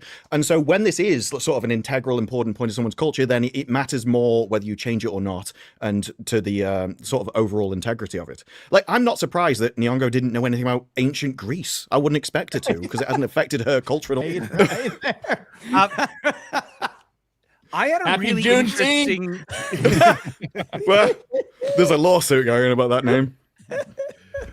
Just on the whole race swapping discussion, I had a really interesting reaction when, and look, the live action Cowboy Bebop was an abomination, hate it. But when I first saw the casting of them in their outfits, right, I saw the character Jet. And I instantly recognized him as Jet before, the picture came up, and I didn't even know this was a Cowboy Bebop live action. And I saw the character, the actor cast as Jet, and I instantly identified him as Jet. So much so, I forgot Jet was white, and they race swapped him because he looked so much like the character. But then I saw Faye Valentine, who had the same color skin, but she was so flat chested compared to the anime that she did not look like the character at all. I just love that that's where you specifically draw the line. Gosh. He identified of all the people on the panel, for you to be the one that... That was the first thing I noticed. To That could have only been worse if Odin had said it. to Ryan's point about it's how much you really know about it. Like me and Gary didn't know anything about One Piece. Yeah. And so we both loved the live action 1 and 2. But like Fake Wizard, how many race swaps are in that fucking show? Just a lot. Like a lot. lot. Like a lot. A lot. Yeah, a lot. so- And what's funny so is me and Gary had One Piece fans just crushing us, like you motherfuckers. You know what I mean? It's because they cared so much about it. We had no understanding of how it affected it. However, just watching it as a show, none of the race swaps or anything like that affected the storytelling that I saw. It wasn't That's like the problem they were though like, with this. yes. That's ahead. the problem with like this discussion though now, because it's like, hey, sometimes it could serve the writing, but the people that are in the hot seat of actually doing the writing now, the creativity part in Hollywood, are hijacking that. Like sometimes it can work, sometimes it could be okay. The only real reason that we're so sensitive about race swapping characters is because what it has been done with, like what they have done with it. Like Shad made a great point with Michael Clark Duncan, like as Kingpin. He was a good Kingpin. He was back with the original Daredevil. But we looked at that. We didn't care at the time. But Billy D. now Williams. it has become Billy D. Williams. Yep. but now they have taken that, and it's like they have hijacked it, they have weaponized it, and now we're stuck in this middle ground of discussion where it's like, well, it's either all or nothing, because if we give them an inch, they'll take the mile, and they keep taking the mile. Yeah, but it's like I don't know if you guys remember The Batman when it came out, Jeffrey but during my review, I discussed some of the race swap characters. Right now, even though I thought that Zoe Kravitz and Robert Pattinson had good chemistry, and those parts of it worked. Like, and yes, Eartha Kitt, I don't want to hear shit about that, but Yeah. but like they made a conscious decision to not make her look like she does in the comics. And you have to wonder what the motivations were. And then you realize 3/4 of the way through the movie where she talks about all the privileged white men in Gotham, right? That, oh, this is why they did that. They made a very specific decision to do that for these reasons. That's where it gets weaponized. Did she do well with the character? I think so. Did they have good chemistry? I think so. But that decision to race swap that character was motivated in something other than just, oh, her and Robert had great chemistry. She was just the best person for the role. No. You made a decision to do that. And Ryan, for the record, you liked the Batman. I did, but I didn't like it as much as I would have. I know. And if I end up liking the Odyssey, I'm gonna make a car video review. I'm gonna be wearing a Confederate flag hat, and I'm gonna talk about everything. But I'm gonna say one thing that bothered me was that there were too many good black people. Didn't like that. Didn't like that. And I'll get clipped and thrown all over Twitter. But like many things, the problem with this is a question of scale. So in a 1-to-1, I could talk to Shad about something. We have a nuanced discussion about like He-Man, for example. But if you want to do something where you're making a rule for other people or an entire industry, it has to be a uniform rule for everybody. And then you have to realize, well, now I have to think of the fact that they will push it as far as possible. And so you can be like, well, I have no problem with Idris Elba because I personally don't know. But if you're creating a movie, then we have to make a rule for everybody, not just whatever exceptions you can come up with. I think that's a lot of it. They think of it in an individual scale rather than the larger scale of an entire industry. With side characters, if the movie's good, you put up with it. But I mean, you still don't love it. Like Jeffrey Wright being Jim Gordon. I don't like it. I don't love it. But I don't even like Lawrence Jimmy, when you're saying we overlook stuff, I think it goes on a case by case basis. But I think that it always, if you have some knowledge of it, maybe Shad's case is different. I'll take Shad out of this. But like for me, if you have some knowledge of it, you could still maybe enjoy that thing, but it can affect, like, there's levels to this, right? It's on a spectrum, shall we say, right? So as opposed to maybe you could have loved everything about this, well, maybe that brings it down a couple notches because of that. Doesn't mean that overall in totality you didn't enjoy it. No, I know, but I do ruined it. But I do. I agree with what you're saying, but I do think Man of Steel is a perfect example of all of the arguments and debates we have had on that fucking movie. Nobody has ever brought up Perry White as a race swap. No one. I have not heard it anyway. It depends on it's because it's completely overlooked. You can be completely against it, but it's overlooked because he's a side character, right? But if you make Superman, and he's a good actor, but he is a good actor. If you make Superman black, or I don't know, Snape black, or Batman black, then it becomes or what? Or Helena Troy, or Helena Troy black. It becomes a bit of an issue, right? Or you make elves black when they are specifically described in the text, and it takes you out. You also have to think that the people that are doing this, they don't just see it as just a skin color. They see it as an entire culture that now has to be brought into it. And so now you will see a Predator with dreads just because, he's a black guy underneath all of the costume. He's coated. Yeah. And so it's not just the skin color that changes or the actor that changes. They do go on to change everything else because now we have to represent everything about the actor rather than just putting him in the role. Like the Klingon fathers have to abandon their children because they're black now. Yep. Yeah, and I mean, like, really. We forgot. Oh, Gary said Happy Early Father's Day. Somebody reminded me on Geeks and Gamers Daily, I think it was Magnum Norris, that today is actually Happy No Father's Day. So, wow. No, but like, I mean, the reason this is such a prominent discussion is because with great power comes great responsibility. And when Nolan is the top guy in Hollywood and he takes on the Odyssey and he decides to fucking put, a bunch of black people in the movie, and, you got Travis fucking Scott, who killed a bunch of fucking people allegedly, or got a bunch of people killed allegedly. And you have Black Helen of Troy, who doesn't even know what the Odyssey is. You got Ellen Page, and then the rumors started spreading about it being Achilles. And there's no counter to that because he doesn't get involved in that shit about answering. But the narrative has been set at that point in time. And so it's going to be a shit show. And, we'll see what happens. But I'm just really want to point excited out for the discussion. Lupita Nyong'o went to Yale.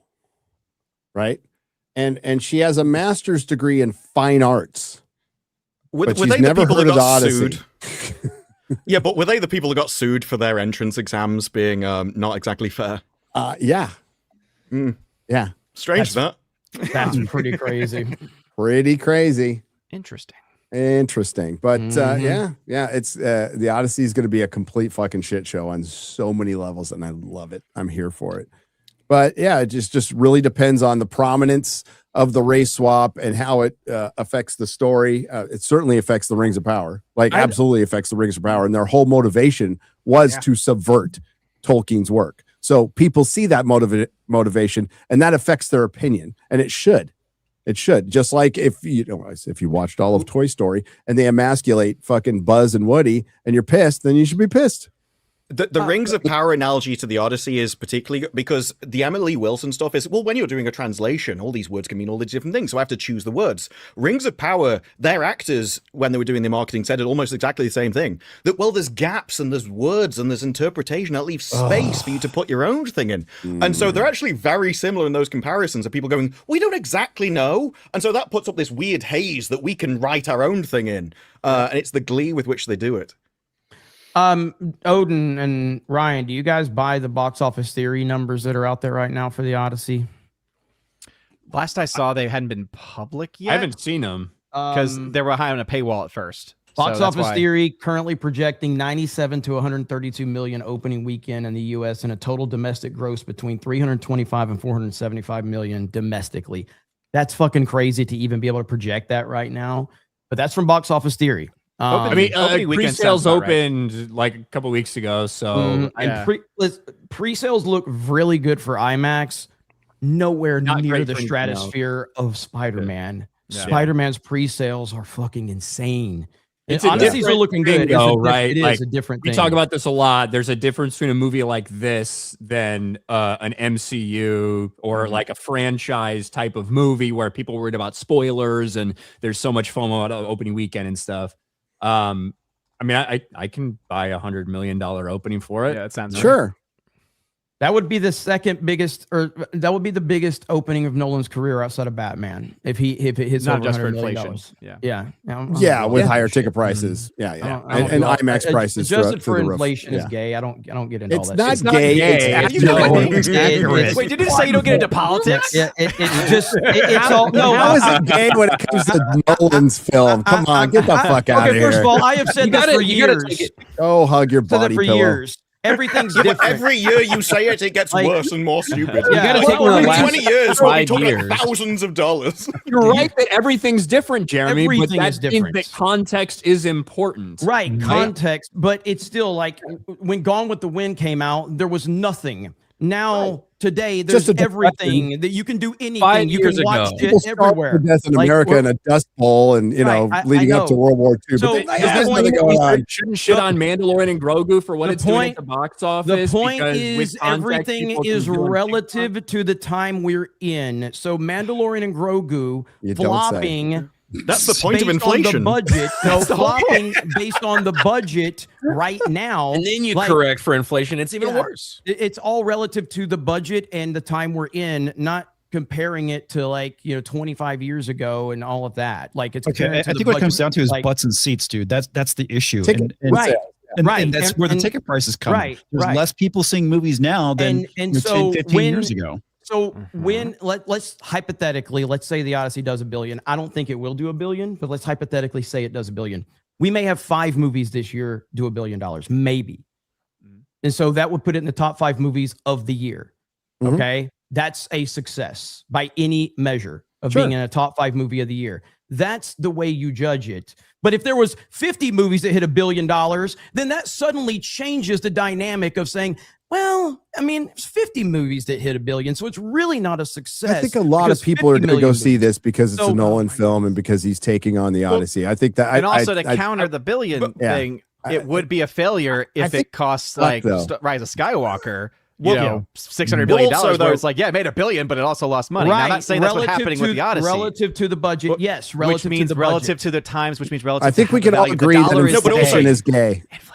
You wouldn't draw a line at $1 billion anyway. You'd draw it at the top 5. because the top 5 will always be Right. equally expensive Whenever wherever people you add the adjusted for inflation, it's like this whole like I'm just so smart. Here's the You're detail. gonna be in a like, car shut with up. him, Ryan, for We're hours. just having a fucking discussion. Oh, You know, no. Yeah. No, yeah. we're talking at it's scales. so like we're just That's talking right. I'm dollars and adjusting cents for inflation based today. on where You we know- are right now. Well, no, we're Jeremy, just putting it on the Jeremy, same- Yes, you're starting playing to win field. me over. In fact, whenever we, look at the gross of a film compared to its budget, that's also gay. We should. The people doing that are just trying to sound too smart. Well, no, I think that's relative in the I moment have you're my talking pinky about. out when I adjust for inflation. Well, yeah, but everything is relative to something else. So It's not.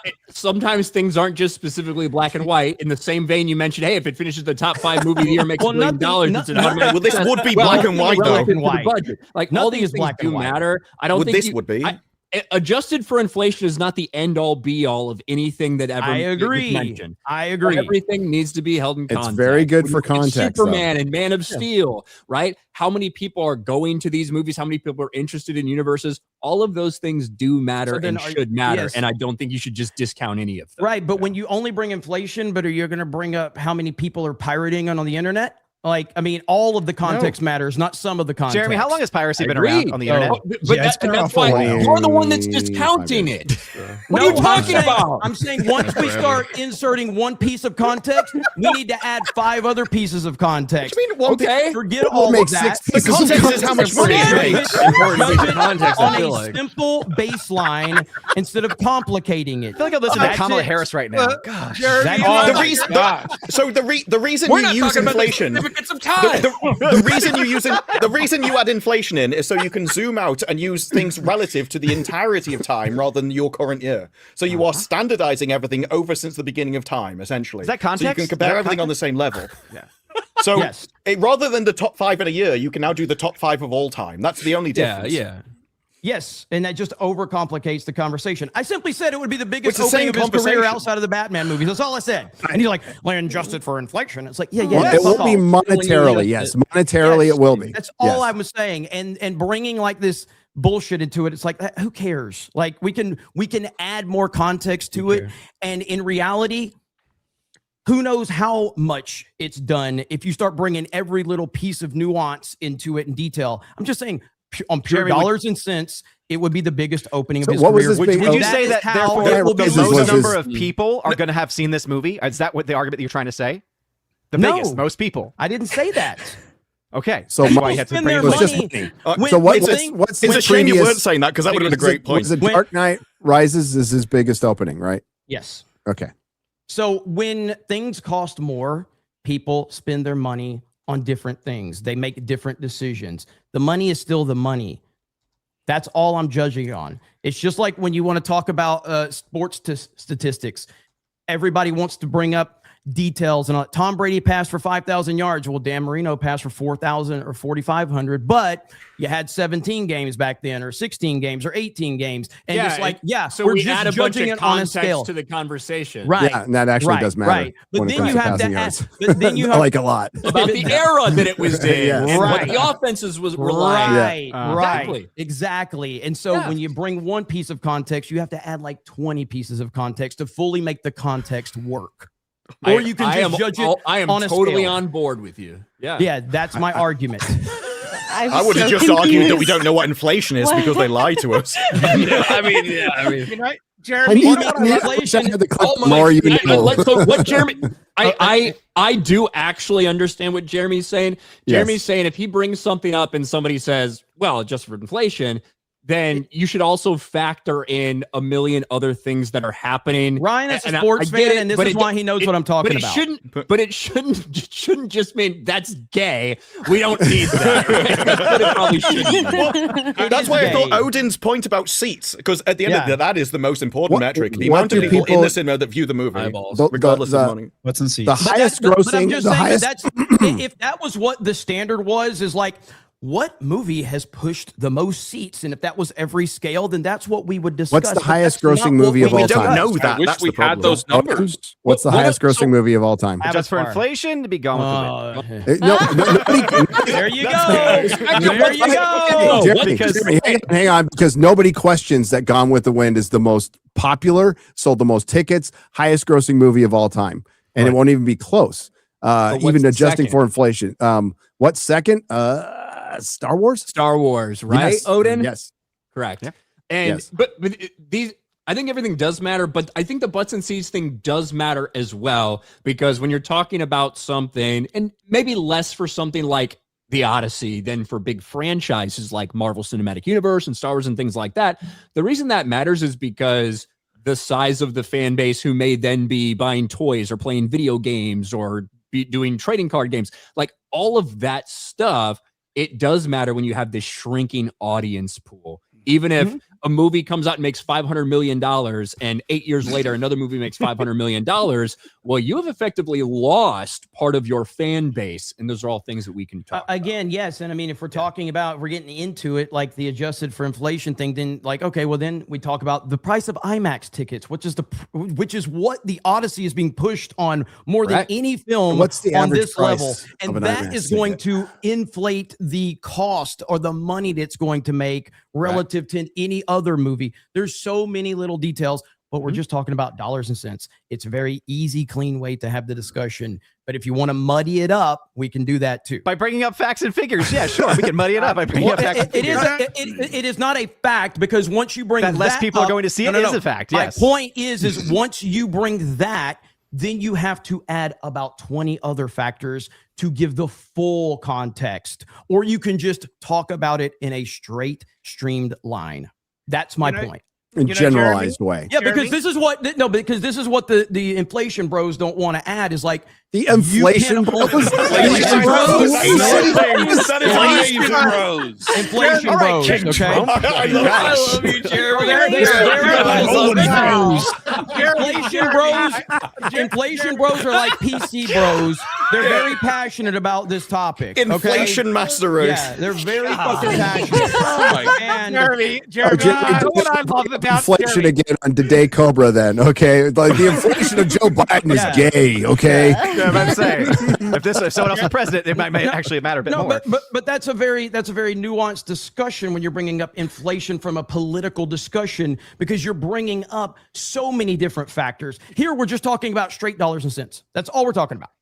You know, Jeremy, what I I'm love talking about about gay dollars and cents.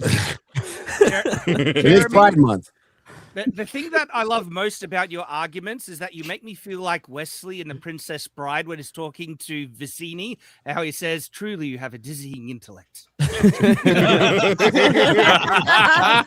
Accurate. The thing, Shad. there's a couple ways you can approach the internet. You can tell everybody what they fucking want to hear, or you can just be honest. Okay, I choose to be honest. As simple as that. Honest. Okay? That's the best way. And ultimately, um, when you see the Odyssey, you give your honest opinion. That should no be one your. really Are you faking this implying that opinion. anybody else here is not doing that? I'm saying that nobody really cares about the inflation argument, because we all talk about this box office thing, and very rarely does it come up until a box office broke. So you are implying that all of us are telling people what they want to hear and not being honest. Yeah, Let's be honest. Yeah, All right. like, Thank you. most people don't Yeah. add the inflation thing. It's just usually an afterthought, because it's usually we just judge on a straight line scale. That's usually how this discussion Generalized. goes. You mean generalized? Yes. We're generalized. Yeah, Then that's that's fine. usually If how you're it just goes. talking about money, that's fine. Is Yes. that just being honest? Because then we have to say how many people owned a video game system in 1992 versus how many owned one in 1987, and they didn't own a video game, smartphones, computers. So internet, if you all of sell that. your house today, you're Oh. going to sell it for 1990s prices because inflation isn't real. That matter?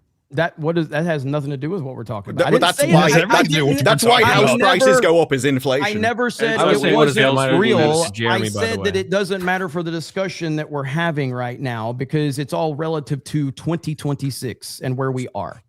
And if it's Dollars kind of and like dollars. Why you adjust for It's only if inflation you're so that comparing we it to can compare. 2026 movies. it's Because it makes goes apples back- and apples and orange and orange. It goes back to something This is like apples that and most of you don't know anything about, which is sports.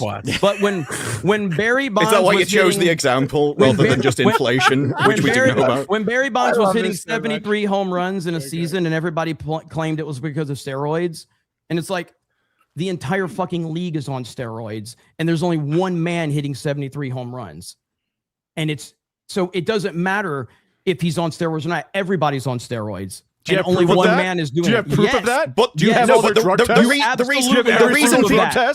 the reason people use allegories is because it's like analogies. There is because it's like they want to put up some mystery haze to like lose the key points into the thing that they can debate over here. We all know what inflation is. We can just talk about the numbers and movies. We don't have to talk about sports for some reason. Like we know what inflation is. We know the numbers. We can do the maths. If you want to compare it to 2026 movies, yeah, of course you don't need inflation because it's minimal from And the that's start. what, and the end of the year. and yeah, like, But I if you mean, want to go back to the 1990s, it does right, matter. but I mean, we're talking 3 years ago was his biggest fucking opening, which was we've Oppenheimer. lived through the greatest period of inflation since I thought it was Dark Knight 1919 of all Rises. time. No. I said non-Batman movie. I said it would be his Oh, biggest okay. opening from a non-Batman movie. So yeah. His biggest opening is from a Batman movie because he directed the Batman movies. You can't. yeah, like, but that's still separate them. different. That's still different. Like, I mean, It's a I movie that he appreciate directed. Jeremy used the context of the biggest opening out of a non-Batman movie because those Bringing- movies would have okay, inherent advantages Batman, bro. over the other stuff. exactly. But apparently, I didn't add agree. enough Always coming in context. here. I didn't I add wanted- enough context. I Because want we us gotta to add more remember. context. Coming from a Nolan bro, that Yeah. sounds Damn, That's why we got us to Oh, add more man. context than just Another person has entered the Odyssey fight, the inflation bros. That is an amazing term. Bring it on. That was really good. Bring it So on. for our next topic, binge model. Let's go, everybody. Binge versus weekly. I'm supposed to leave this Well, fucking binge show has been 30 inflation. You were. You're like, I gotta go, guys. When I see an opportunity to rile things up, I just can't help it, man. Listen, I watch a lot of gaming channels, and they have panel shows. It's the most boring fucking thing I've ever seen in my life because everybody agrees. I hate when there's 10 people on a panel and they're like, yeah. 10 people in the world don't agree on any fucking thing. So I like to rile shit up, but I do believe everything I say. And I don't care if anybody agrees with it or not. And I'm looking forward to the Odyssey. I don't care how much people cry. The same people that said the Switch 2 were going to fail are the same people that says the Odyssey is going to fail. And they're all fucking retarded. Bye, everyone. Since there's such a crossover from Nintendo Switch to Christopher Nolan's Odyssey. Sometimes I Ryan, like to say things just to rile people up, but I do believe everything I say. I do believe Ryan, I just want to remind Ryan's going to be stuck in a car with him for hours shortly God here. save you. Good luck. Never change.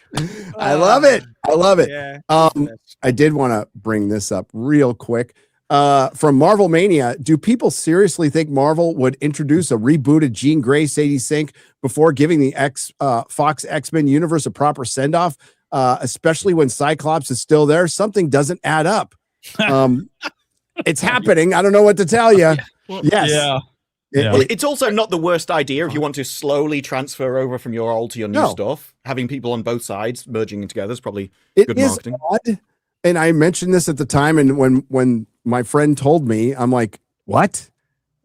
So they're introducing an X-Men a Fox character that now Disney owns in a Sony movie, right? And Marvel's point of view on these Sony movies is they're still theirs, right? Although Sony does a lot of they pay for a lot of it. There's a lot of Marvel people there. Kevin Feige is there. He is overseeing these projects. So and I still think it's a weird decision to do that. And it probably had a lot to do with, as Ryan brought up earlier, this film's release was supposed to be after Doomsday. Inflation. Oh, there we go. Inflation. I was thinking N-word inflation. That wasn't. Yes, I stand with them. I stand with them. The bedrock principle for anything you cover is honesty, and that's it. That's pretty much the easiest way to get by things, especially when you're a content creator. Although a lot of them miss that fact a lot. So let's get to the people. Let's get to the people. Oh, I didn't have it ready. Do you want me to start? No, I got it. I got it. Oh, God. Wow. Oh, dear. This is brutal.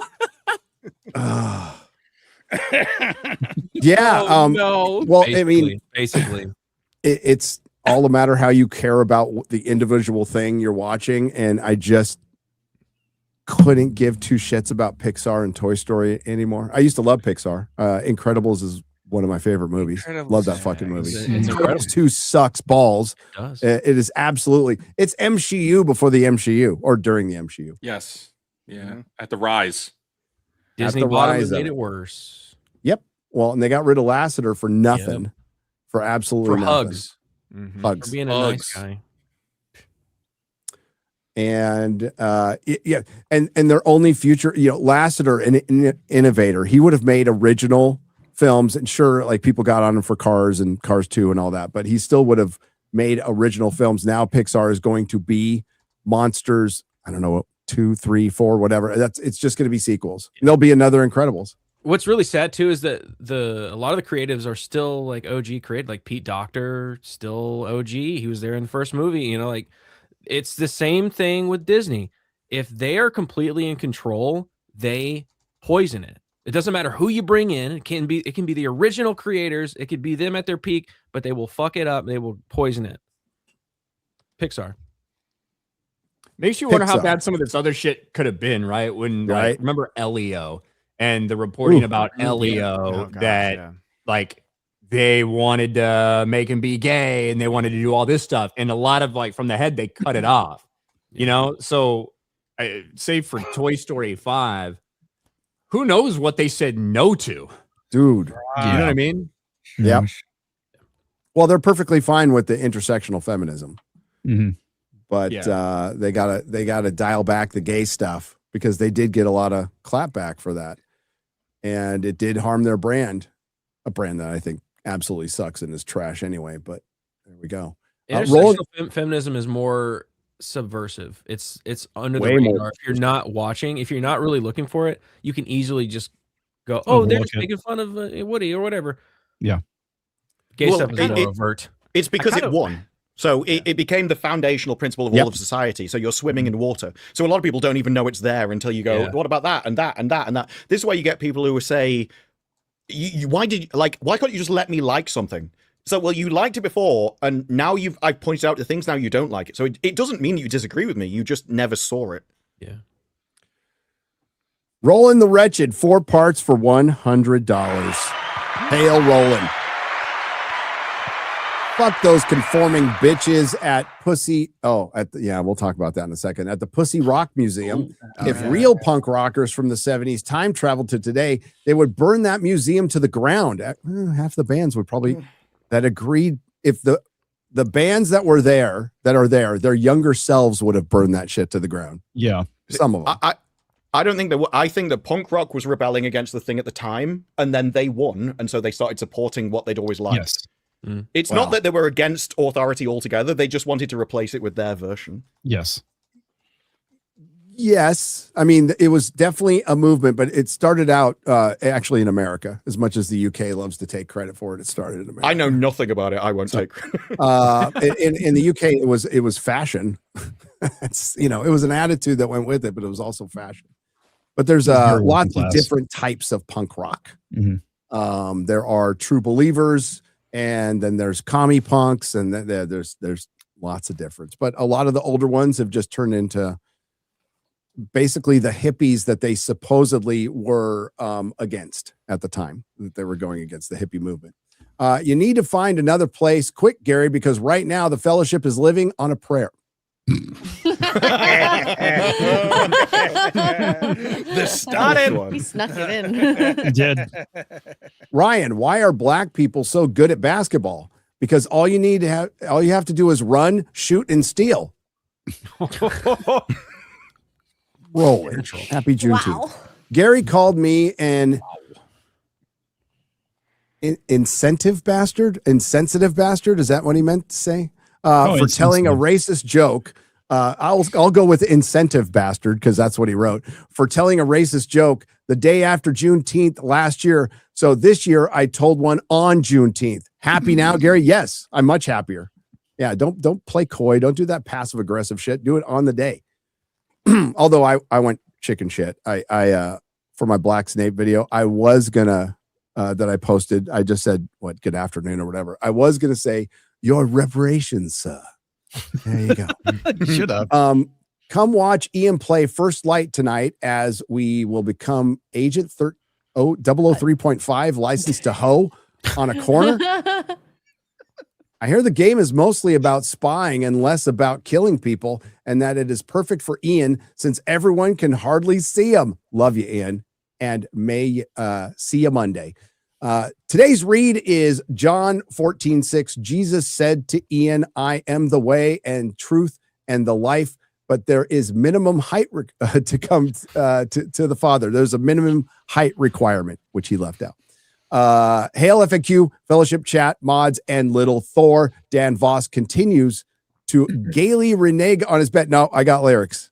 I've got lyrics to Man Buns Are Gay. Oh, he's finally. Shit was like 5 years later. Go. Yeah, what the heck? Hey, he's working on George R. R. Martin's timeline, I guess. Until next time, so long, gay boys. Thank you. Die before he finishes it. Yes, I did get lyrics.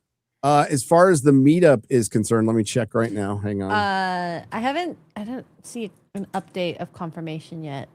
Okay. We're this close. We're real close. Yeah. I want to wait till we get confirmation before I really go in on the Punk Rock Museum more than I already have. But we'll wait till we get confirmation.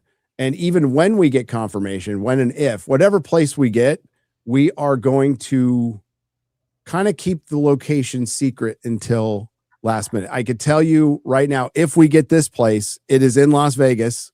So you can still book for Las Vegas. It's on the same day. It's a nice place. Hope we really get it because this will be fun. It's big and it can hold a lot of people. So if we get this one, Sphere. That's it. Oh my gosh. Yeah. But we're going to keep the location name kind of close to the vest till it gets closer to the event. That's just the way we're going to have to play this game now because, well, fuck, I'll say it. The Punk Rock Museum took our deposit last week and said we were go, even though we warned them, like, you could get a little heat from this. And I announced it on Nerdrotic at Night. And within 25 minutes, X-Ray Girl, 25 minutes, they pulled out of the event. They said their excuse was, "Oh, we had misestimated our budget for security, overtime for security, so it was like a money issue." So I said, "All right, I'll pay the rest. It's fine, no problem." No, but in that statement, they go, "We misestimated our security, and the event is now canceled." Boom. No response after that. We did get our deposit back That's yesterday. Oh, you did? Oh. Yes. That's good. Yesterday, Yeah. but nothing after that. Because I imagine you have similar anti-discrimination laws to us. And so you wouldn't actually be able to give an ideological reason why, because that would open you up to lawsuits. No, yeah, they listen, they made up some bullshit. They got some heat, either somebody who works there or somebody called and complained. It was kind of late at night. I don't know how anybody could have done that. So I'm going to assume that it was somebody who works there. And He's a couple hours earlier there too. Oh, that's true. Yeah. So there we go. Either way, it's bitch made. Yes. How punk rock of them. Yes. How extremely, but we're too punk rock for the Punk Rock Museum. That's just but look, I guess so. Kindness is the new punk rock, and no one's ever accused us of that. So no, I guess not. I guess not. But yeah, I mean, like things. When we announce our events, there's certain venues that totally are down and based, and they don't care. We would do it at the Millennium Fandom Bar again, but they subleased their other room, so they don't have. It's not big enough, or they would do it again. But they get calls. You know, every place we do gets a call. That happens every single time. It's just how they react to it. it's usually me if I don't like the location. Like, Yeah. yeah. This one, hopefully you get it. It's good. GM Gauthier has gifted 10 Nerdrotic subscriptions for $50. Memberships. Hail. Thank you. I think it's French, Gautier or something. Gutier. I don't know. Well, Ask the Canadian. JT McMurdy for 50. Hey, Gary. I hear that you're halfway there living on a prayer. Jeremy said that you actually love Bon Jovi and that we should encourage your love. Yes, Jeremy made me do it. He'd never lie to me, would he? Jeremy believes everything he says. Okay. Yes. And yeah, Jeremy would, you know what? I would start quoting Beyonce lyrics to Jeremy because he loves Beyonce. Oh yeah, he does. Talks about it all the time. Maybe Nicki Minaj as well. Neanderthal for $100. Says Gary was right. I'll just leave it there. Mentioning Japan again. Hail the great Dean Cain. I miss Japan. Shout out to Dean, man. Shout out to making Dean. time. Ryan Charlton for $50. So did Dean never come out saying dumb stuff about Superman when he was in his run, since he's the second best Superman next to Christopher Reeve? No, he never did. He was a very good ambassador for the character, by the way, at the time, and immensely popular. Everybody loved him as Superman. Retro Meister for $50. Hail FNT and Dean. Two things I want to say. Number one, I called it last year. Supergirl was going to be Captain Marvel 2.0 mixed with the trash version of Guardians and Guardians 1. I like Guardians 1. Two, let's take a moment of silence for Lilo and Stitch's voice actor. Oh, yeah.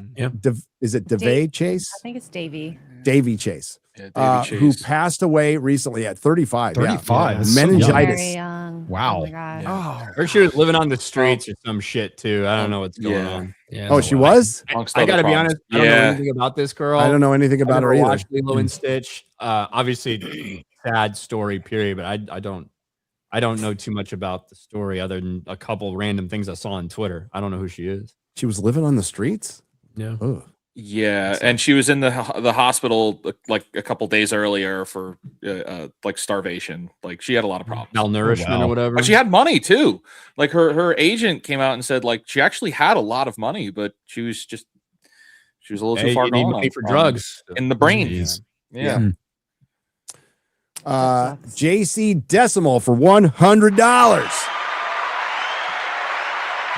Why is that all highlighted? I lost my business due to government response to COVID, but I can now declare myself debt-free. Here's something to thank you for. The literal hundreds of hours of entertainment this sphere has given me when times were bleak. Hail the fellowship in the 199. Oh, congratulations. Yeah. Great. That is a good feeling. As somebody who's gone through the bankruptcy process, holy shit. And it seriously fucks your credit for years and years.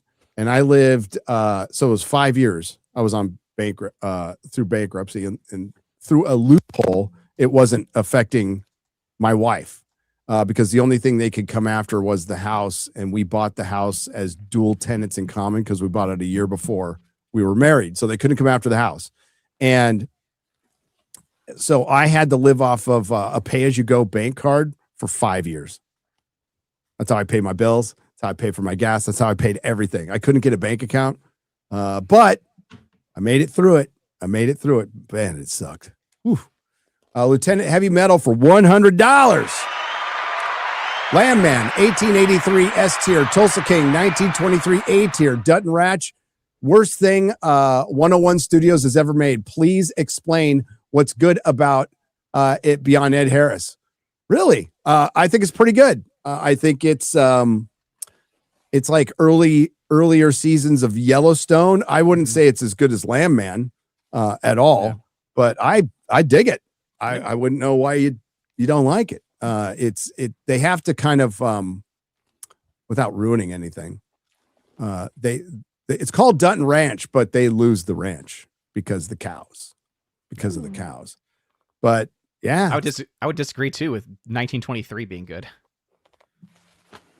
Yeah, the end of 1923 wasn't good. The ending, I would say 1883 is better than it's 1923. Yeah.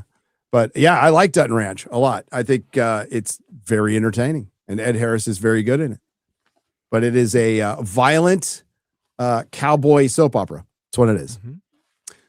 Lieutenant Heavy Metal for $50. He-Man is the best example of death of the author we have in current film? Trying to think if there's a better example now. What Starship Troopers is probably still the best example. Of Death of the author? Yeah, where the author's intent is actually contradicted by their own work in the movie. Yeah. Well, I think there's a lot of examples of that in Hollywood right now. Rings of Power. I think a lot of that just comes down to people see the world and things differently, right? You can have two people watch the same screen and take away completely different things from something. And I think there's some cases where the majority of people who watch something may take away something different than what the author intended. I just think that's reality. Well, I think a good example of that, Ryan, is Star Wars. What it became. It became something that George hadn't necessarily intended. Now, like he was there for the EU and all that stuff, but I think he saw a very different Star Wars than a lot of the fans did. Yeah. I mean, I think it only works to an extent with the subjective interpretation, because there are some pretty objective readings you can take from a story and narrative that whatever people says, that like, regardless of their subjective view, they could just be wrong. You know, people say Gandalf is gay, or Frodo and Samwise, they're gay and they loved each other. It's like, no, shut up, you're just wrong. It's like, I think there's extreme situations like that, certainly. Yeah. But but then you're talking about like what I would say extreme fringe minority. You know what I mean? As opposed to something that is a little bit more, I'm not going to say like 50-50, but more debatable and more highly contested, and a little bit more broad than the sexuality of one character. Yeah, talking about like thematically and stuff like that. The best example, I guess, of the subjective kind of thing where it is more nuanced and discussion about who is right is our He-Man discussion, right? Where there's a lot of back and forth on that, and so it's going to be, I guess, down to what you see in the film, really. Yeah. And it's okay to have these discussions. Somebody just said they hated Dutton Ranch. That's cool that you didn't like it. I mean, there's a lot of people who hate Yellowstone, and my God, you have good reasons for the last couple seasons. But you know, I enjoyed Dutton Ranch. I didn't see anything. It's a lot like Landman and a lot like Yellowstone. So they're not breaking any ground. It is things go sideways, and they have to fix problem with cows, and you know, like the cow, they have to kill all their entire herd. So Rip has to go work for Annette Bening, you know, and it's better than Marshall's, at least. Yeah, I didn't like Marshall's. I dipped out the first episode. I was like, It got a little bit better as it went on, but it kind of just the whole season was Jeremy said Dutton Ranch is good, and we had time, and we ripped through the first 6 episodes. I think there's a new one today, right? Yeah. And I dig it. But you know what? Same people said that about Landman too. Some people say Landman sucks. It's like Landman's fucking great. Landman is great. Landman is great. Yeah, the one show I haven't heard anybody say it sucks is Clarkson's Farm. Yeah. Every person I've turned on to that show, and you guys too, have all come back and said, "Oh, it's great. It's great." I agree. Race swapping is crap. That said, Lawrence Fishburne as Jack Crawford in the Hannibal TV series was great. Please put FNT out for podcasts. I can listen more often than I can watch. Love all your channels. We do that. Thank you so much. Shit for 50. Thank you. It is. Yeah. Spotify, Apple Music, Spotify, Audible, pretty much anywhere that our feed goes, you can listen to. I think it's even on iHeart. Yeah, pretty sure it's on iHeart. Yeah. So yes, it is. You can listen to it as a podcast. Mar Millen for $100. The inflation argument with Jeremy explains why he employs Beardo. Beardo catching strays. Wow. It really does. Wow. That's brutal. Luckfield for 50. Jeremy is the only person I know who can argue himself into a circle.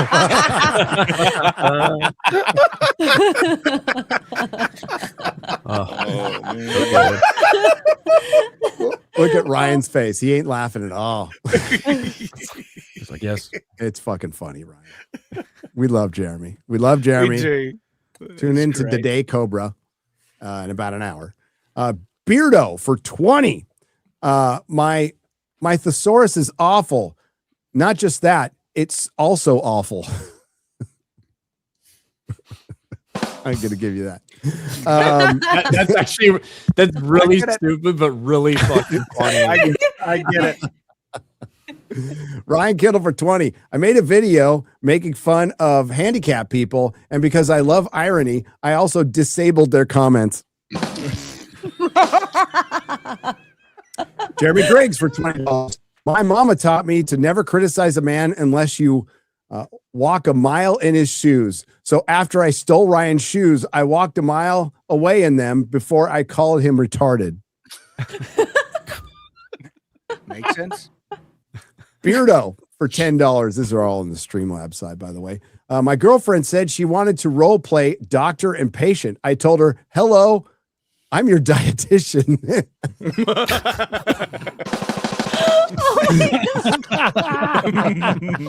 Oh no. Oh no. Ryan Kittle for $10. Not saying Beardo is a dumbass, but he got so depressed the other day that he threw himself behind a speeding bus. Really catching strays. Wow. And Beardo.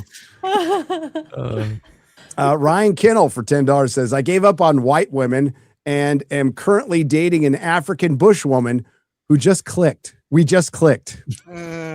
Oh. I screwed that up at the end. Jeremy Griggs for 50. I told her make that Emily Blunt sound from Disclosure Day. All right. Hey, we put that joke in our video. I'm like, that's the language.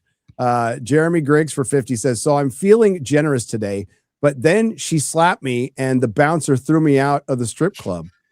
I get it. I get it. WG for 20 says, this is for Shad. Is it true?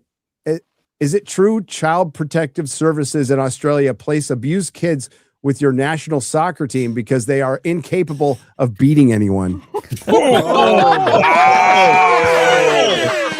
Oh, damn. Deep. That's funny. Damn. Oh my god. Oh. That was a journey. I'll allow it.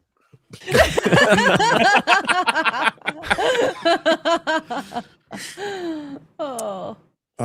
That was good. Yeah, we're gonna get a couple more, then we're gonna get out of here. Lieutenant Heavy Metal for 20. Damn it, Good Jer is right about Toy Story 5. There you go. Yeah. General consensus out there is I think people are loving it. Alan Ing loved it. I don't know if Chris Gore liked it or not. I didn't see that part of the review. What are Ryan Kinnell's least favorite comic book characters? Black Widow, Black Adam, Black Cat, Black Manta, and least of all, Black Panther. Black Panther. You said you pronounced it properly. Finally, there you go. Oh, and WG has gifted 5 Nerdrotic memberships. Thank you, WG. Good to see WG. Cheers. Great U.S. treasure hunt for 10 says, okay, our Supergirl actress really needs hair and makeup. Here's what we'll do. Dirtier her face, make no hairbrushes on set, and put a trench coat on her. Won't a trench coat cover the uniform? Yes. What the one she's not going to wear for most of the movie? Yeah. It's like 5 minutes she's in it, right? Mm-hmm. They've also That's- specifically it's bragged in last 5 interviews that she's not going to be wearing makeup as well.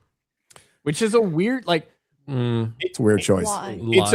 It's a weird choice when we saw her introduction of her in I don't know, man. Yeah. Even men wear makeup. That's on a lie. Movie sets. Yeah, they're definitely Yeah, because putting otherwise they makeup look on her. shiny under the lights, don't they? Yeah, they're powdering their face. They're putting Great makeup U.S. treasure hunt for 20 says, my favorite scene in Supergirl is when Mad Max tosses her a broken music box, but it still plays. Her dirty, smiling face just lit up on the screen. Yes. I want to watch Mad Max now.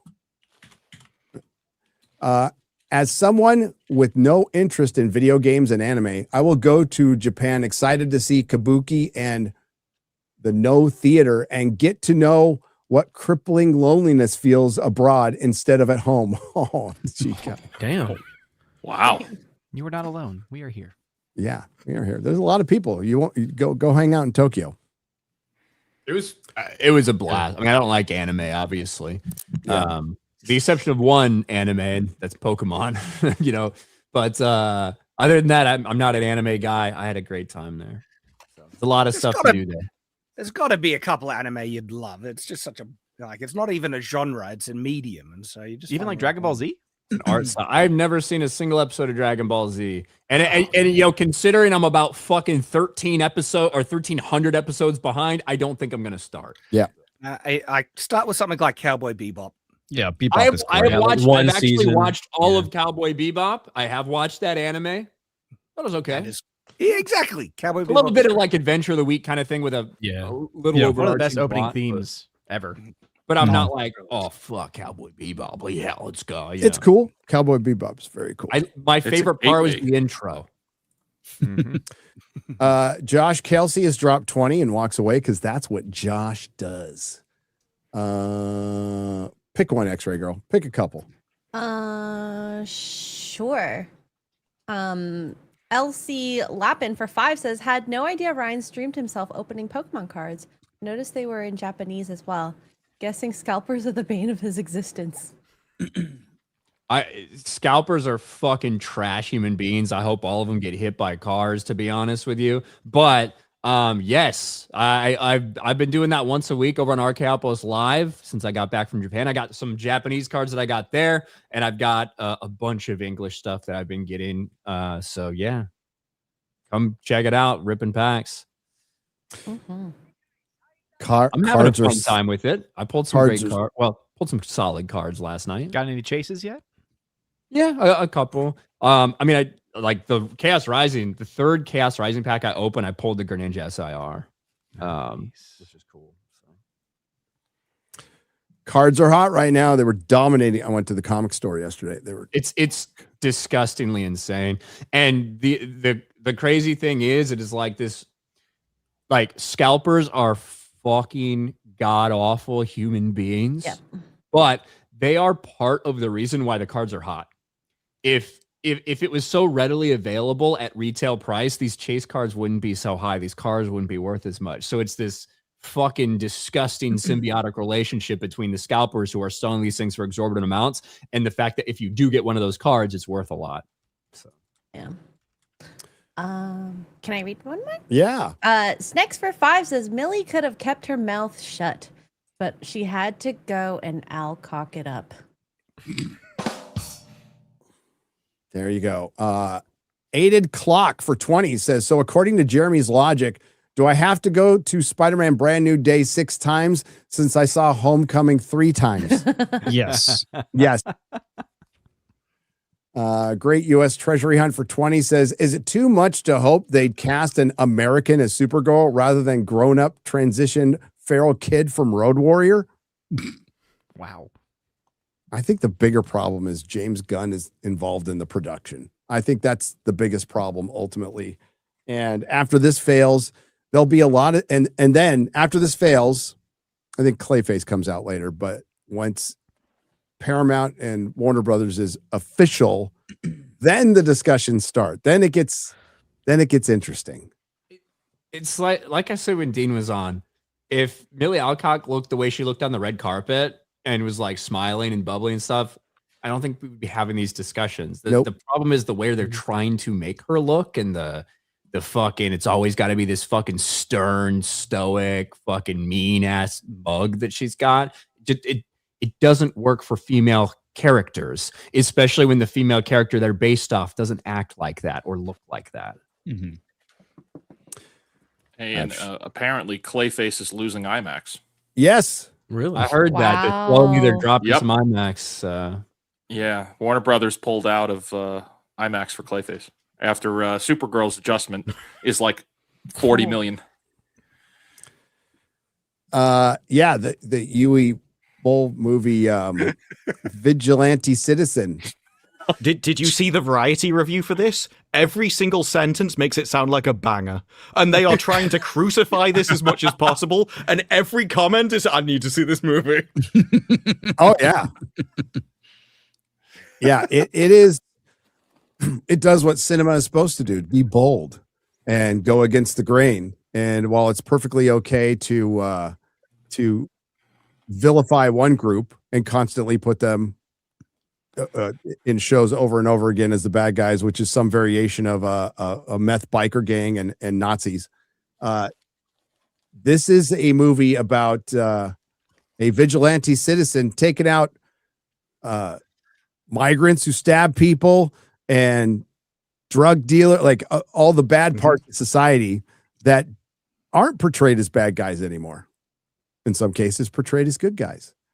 New male power fantasy, protecting the white race. Yes. It's really the old male power fantasy. I think Chris said it's available to rent on Fandango. You know, if this I think it's a few came things. out, It's on Apple and stuff. Yeah. If this movie came out in the 80s, it would be a complete nothing. Yep. Like, Yeah.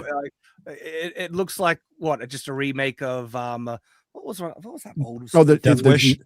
nothing. That's what I'm There's nothing groundbreaking in it, right? Yeah. But it's shoot 'em up. But it's actually the same thing that we had, 15 years ago, 20 years ago? It's just that before we would go to their countries, and now it's a guy going around ours. That is the only difference. The actual people getting shot are the same people in each thing. So it is a case of just how society has morphed over those 20 years. It's like somebody remade Death Wish, right? Yeah, That's pretty much it. Death Wish is awesome. I love Death Wish. Yeah, 3. I'm pretty sure I got a couple emails talking about this, but it was like while I was in Japan and then coming back. I've been so freaking busy since we got back, but I just did responded to know theirs, that actually. this movie was coming out. It's really funny that it's triggering so many people, and this could 1000% end up being a Streisand effect when you see articles like this from Kotaku, because when Kotaku says something like this, like this Bruce said, it's like, really? Well, Well, no, there was a just very all- similar reaction when Bruce Willis did the remake of Death Wish. They were basically calling it like a right-wing power fantasy. Well, A they lot of the asked comments I've been getting are, I already wanted to see the movie. You didn't have to convince me. And that every time you tweet anything out about it. Yeah, I it had has. not heard of it until like Disparu put that on Twitter, which is responding to the article. The article brought it to my attention as a result, and so okay, good job. It's pure fantasy. It opens up with a young white mother being murdered in front of her son by a migrant. Yeah, that never happens. Never happens. Oh, you're right. Especially not in the UK. Like, considering what report just dropped recently. Yes. I have a feeling that this film might. Not a joke. I think a lot of people are going to see it now. I think this Kotaku article just got 100 people to go see the movie right now. Just pulling that number out On of my Rotten ass. Tomatoes, it has a grand total of 1 review from Variety. So their tactic might just be to ignore it and hope no one finds out about it, because they might know that would be a response. Yeah, I don't know if Alan Ng's and Chris's are going to go up, but I don't know. Is he Rotten Tomatoes? I know Alan is. I've not seen him on it. I don't think Chris is, though. All right, we're going to wrap it up there, and we will be back next week, of course. Let's go around the horn. What has everybody got coming up? We'll start with X-Ray Girl. Tomorrow, Sassy Saturday on Wicked Virtues channel. Then Sunday at 6:30 p.m. Eastern, we're going to be doing Forbidden Frontier, and we're going to be looking at the Skinwalker Ranch videos. And then on Monday, I am finally uniting Gary and his chair. That's right. Oh wow. Well, I'll be there as soon as I can, but I'll be there as soon as I can. I got a shorter distance, so that'll be fun. Yeah, I got a long distance. Odin. Yeah, check me out over at OMB Reviews on YouTube, also over on X as well. Box Office Breakdown every Sunday. The video usually goes live around 3 p.m. Eastern Time. And also Geeks and Gamers articles talk about box office, and I'll especially Now, going forward, mention inflation every single time. You should write an article for Geeks and Gamers on why On adjusting inflation. for inflation matters. Yes. Inflation bro. Defending the inflation bros and we demand to be taken seriously. and hate speech against the inflation bros. That has just been unfair and needs to be addressed. I can't believe we had that conversation. I can. Have you not been participating in the show for years now, Ryan? I have. What I can't believe is that like it is always a circle, but then we jerk. actually came back to like spitting out the very same thing that you had spoken against like 10 minutes before. It was crazy. Hang on a second. You know, that's why it's an echo chamber, right? Right. Totally. It is. Oh my god.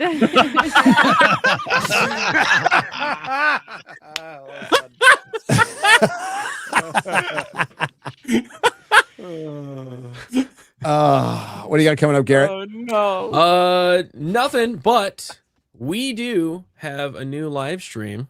Gary, if you want to talk about that on the Nerdrotic Live, new 24/7 live stream going up. It's just a lot of the top videos.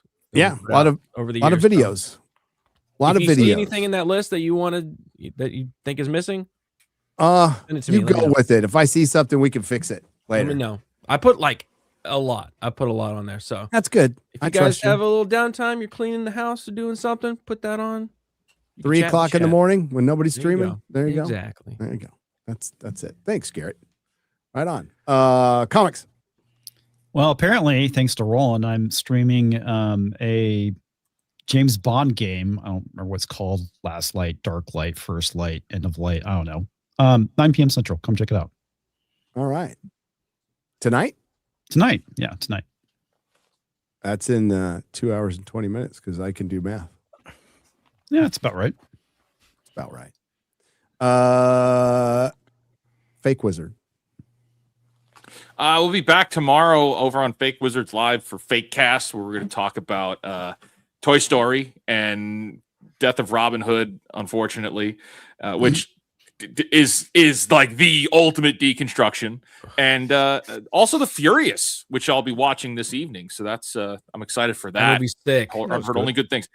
So yeah, 9 a.m. Eastern tomorrow. Excellent. Shad. So something out of the ordinary to share. I'm not sure how relevant. That's unusual for you. I know, right? But most of us here. But so next time you go to Japan, I think I'm gonna have to come with you guys. I didn't go this one because it sounded like there was a lot of hiking. But if you go again, I might have some fans when I go over there.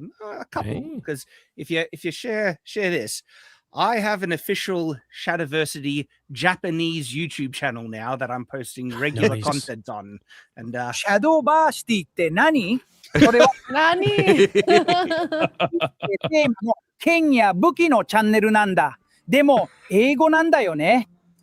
Yeah, it's official, Wow. it's live, regular content over there on this channel. And one of the videos on the channel already has 22,000 views. Nice. Wow. So I've actually wanted to get my content in Japan for a while now because they love swords. I love swords. Match made in heaven. And so it'll be interesting to see. Like it's only just begun. So most of the videos are getting a couple of hundred views, and that's fine. But one has taken off. And so that's just something fun to share that I've launched. And so next time you go to Japan, I got to come with you, and that'll be fun. Yeah. Next time we go. That's right. There'll still be a lot of hiking though. That's the way we roll. I have to skip some. I'll do like every It wasn't second. that bad. Get some comfortable shoes, Shad. It wasn't that bad. You could Disbrew. Supergirl, her comments, the marketing, and I also want to look at Citizen Vigilante because I'm interested in talking about this entirely hypothetical movie and the effects of it. Yeah, it's interesting. Mm-hmm. I'm about what if it was true? I'm about 3/4 of the way through. So yeah, I don't know which direction he'd take it in because I only know what the reviews have said, and I think no matter the director would have to take like a moral side on the issue. So I'm interested in seeing Which he one he goes clearly with? takes a side. It clearly does. Ryan.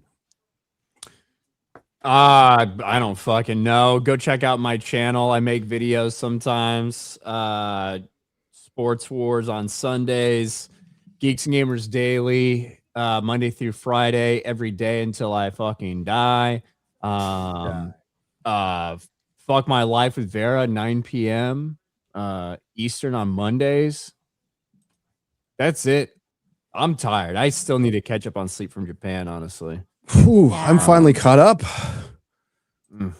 Good. I think last couple 3 days, I finally got some sleep. Feels pretty good. That's good for you. I need to go into like a fucking induced coma or some shit. So, that's what I need. I don't know. Don't look at your phone at night. Don't look at your phone. I can't do that. See? I mean, well, what if there's Pokemon drops going on and you check my Discord? Oh my god! I knew it. I knew it. No word yet on the place, so we'll have to tell you next week. We'll have to tell you next week on the venue. But yeah, we got video coming up soon, and this Sunday, House of the Dragon, 9:20 p.m. Central, because it's a hour and 20-minute episode. I think 79 minutes, something like that. Yeah, it's long, and it's basically what should have been the penultimate episode of season 2. And I heard a lot happens, but Ryan will be with me, Shad, Fringy, Mahler on this channel Sunday night. Is that about the same time that they were releasing last season? Yep. Okay, so yeah, that's good time. A Night of the Seven Kingdoms was at a different time, but well, I think it was an hour later, but it's going to be 8 p.m. my time. Yep, 9 p.m. Eastern. 9 p.m. Eastern. So yeah, and yes, before Monday, I'm going to play mixtape. That'll probably be someday. Yes, I'm going to be playing mixtape. So before Monday. Oh, I'm sure I'm going to love it. So Nerdrotic Gaming returns. Oh my and too bad Az isn't here, because I love to rub in the fact that it's sponsored by Gamer Subs. So we got a sponsor. Wow. Nice. We got a sponsor. So yes, you can see all my gaming skills. And then I'm off to Wisconsin. After the weekend, I'm off to Wisconsin, taking a road trip in my brand new truck. Can't wait. Nice. It's going to be fun. Going to be fun. So see you next week. Who do we have next week? We have a Yellow Flash. Yellow Flash. Ooh, nice. For Supergirl. This will be fun. And thanks to the Modrotics. Thanks to everyone who left super chat donation. You help keep the lights on. There will be a square up on probably Thursday. It'll be Thursday. Yeah. Thursday in the morning, though, at 11 Central on Nerdrotic Live and Rumble. Thanks to everybody who participated. Thanks to the co-hosts. Thank you especially to the Inflation Bros. We want to shout out to the Inflation Bros out there. And we'll see you next week. And Dean Cain. And Dean Cain. Thanks, Dean Cain. Check out his comic. Superman. Yes.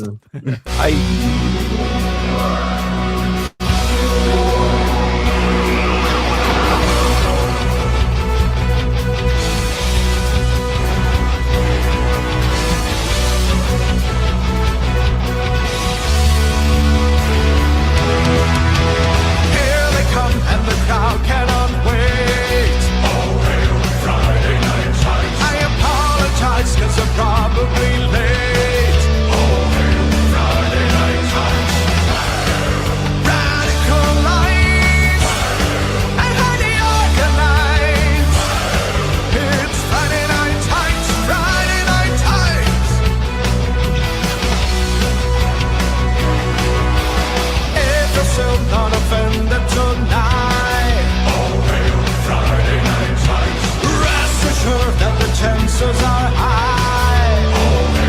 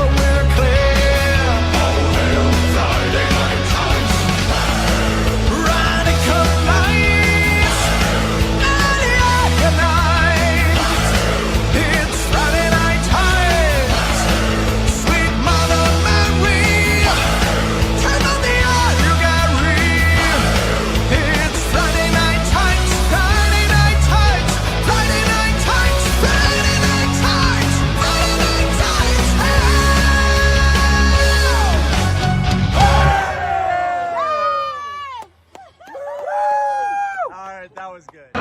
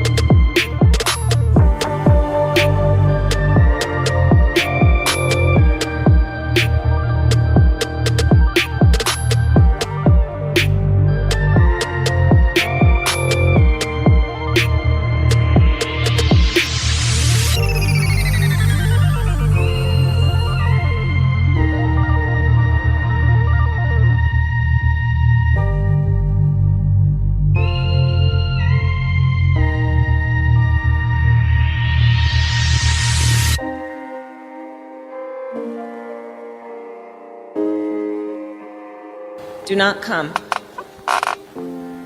Do not come. I'm gonna come. Dame, dame.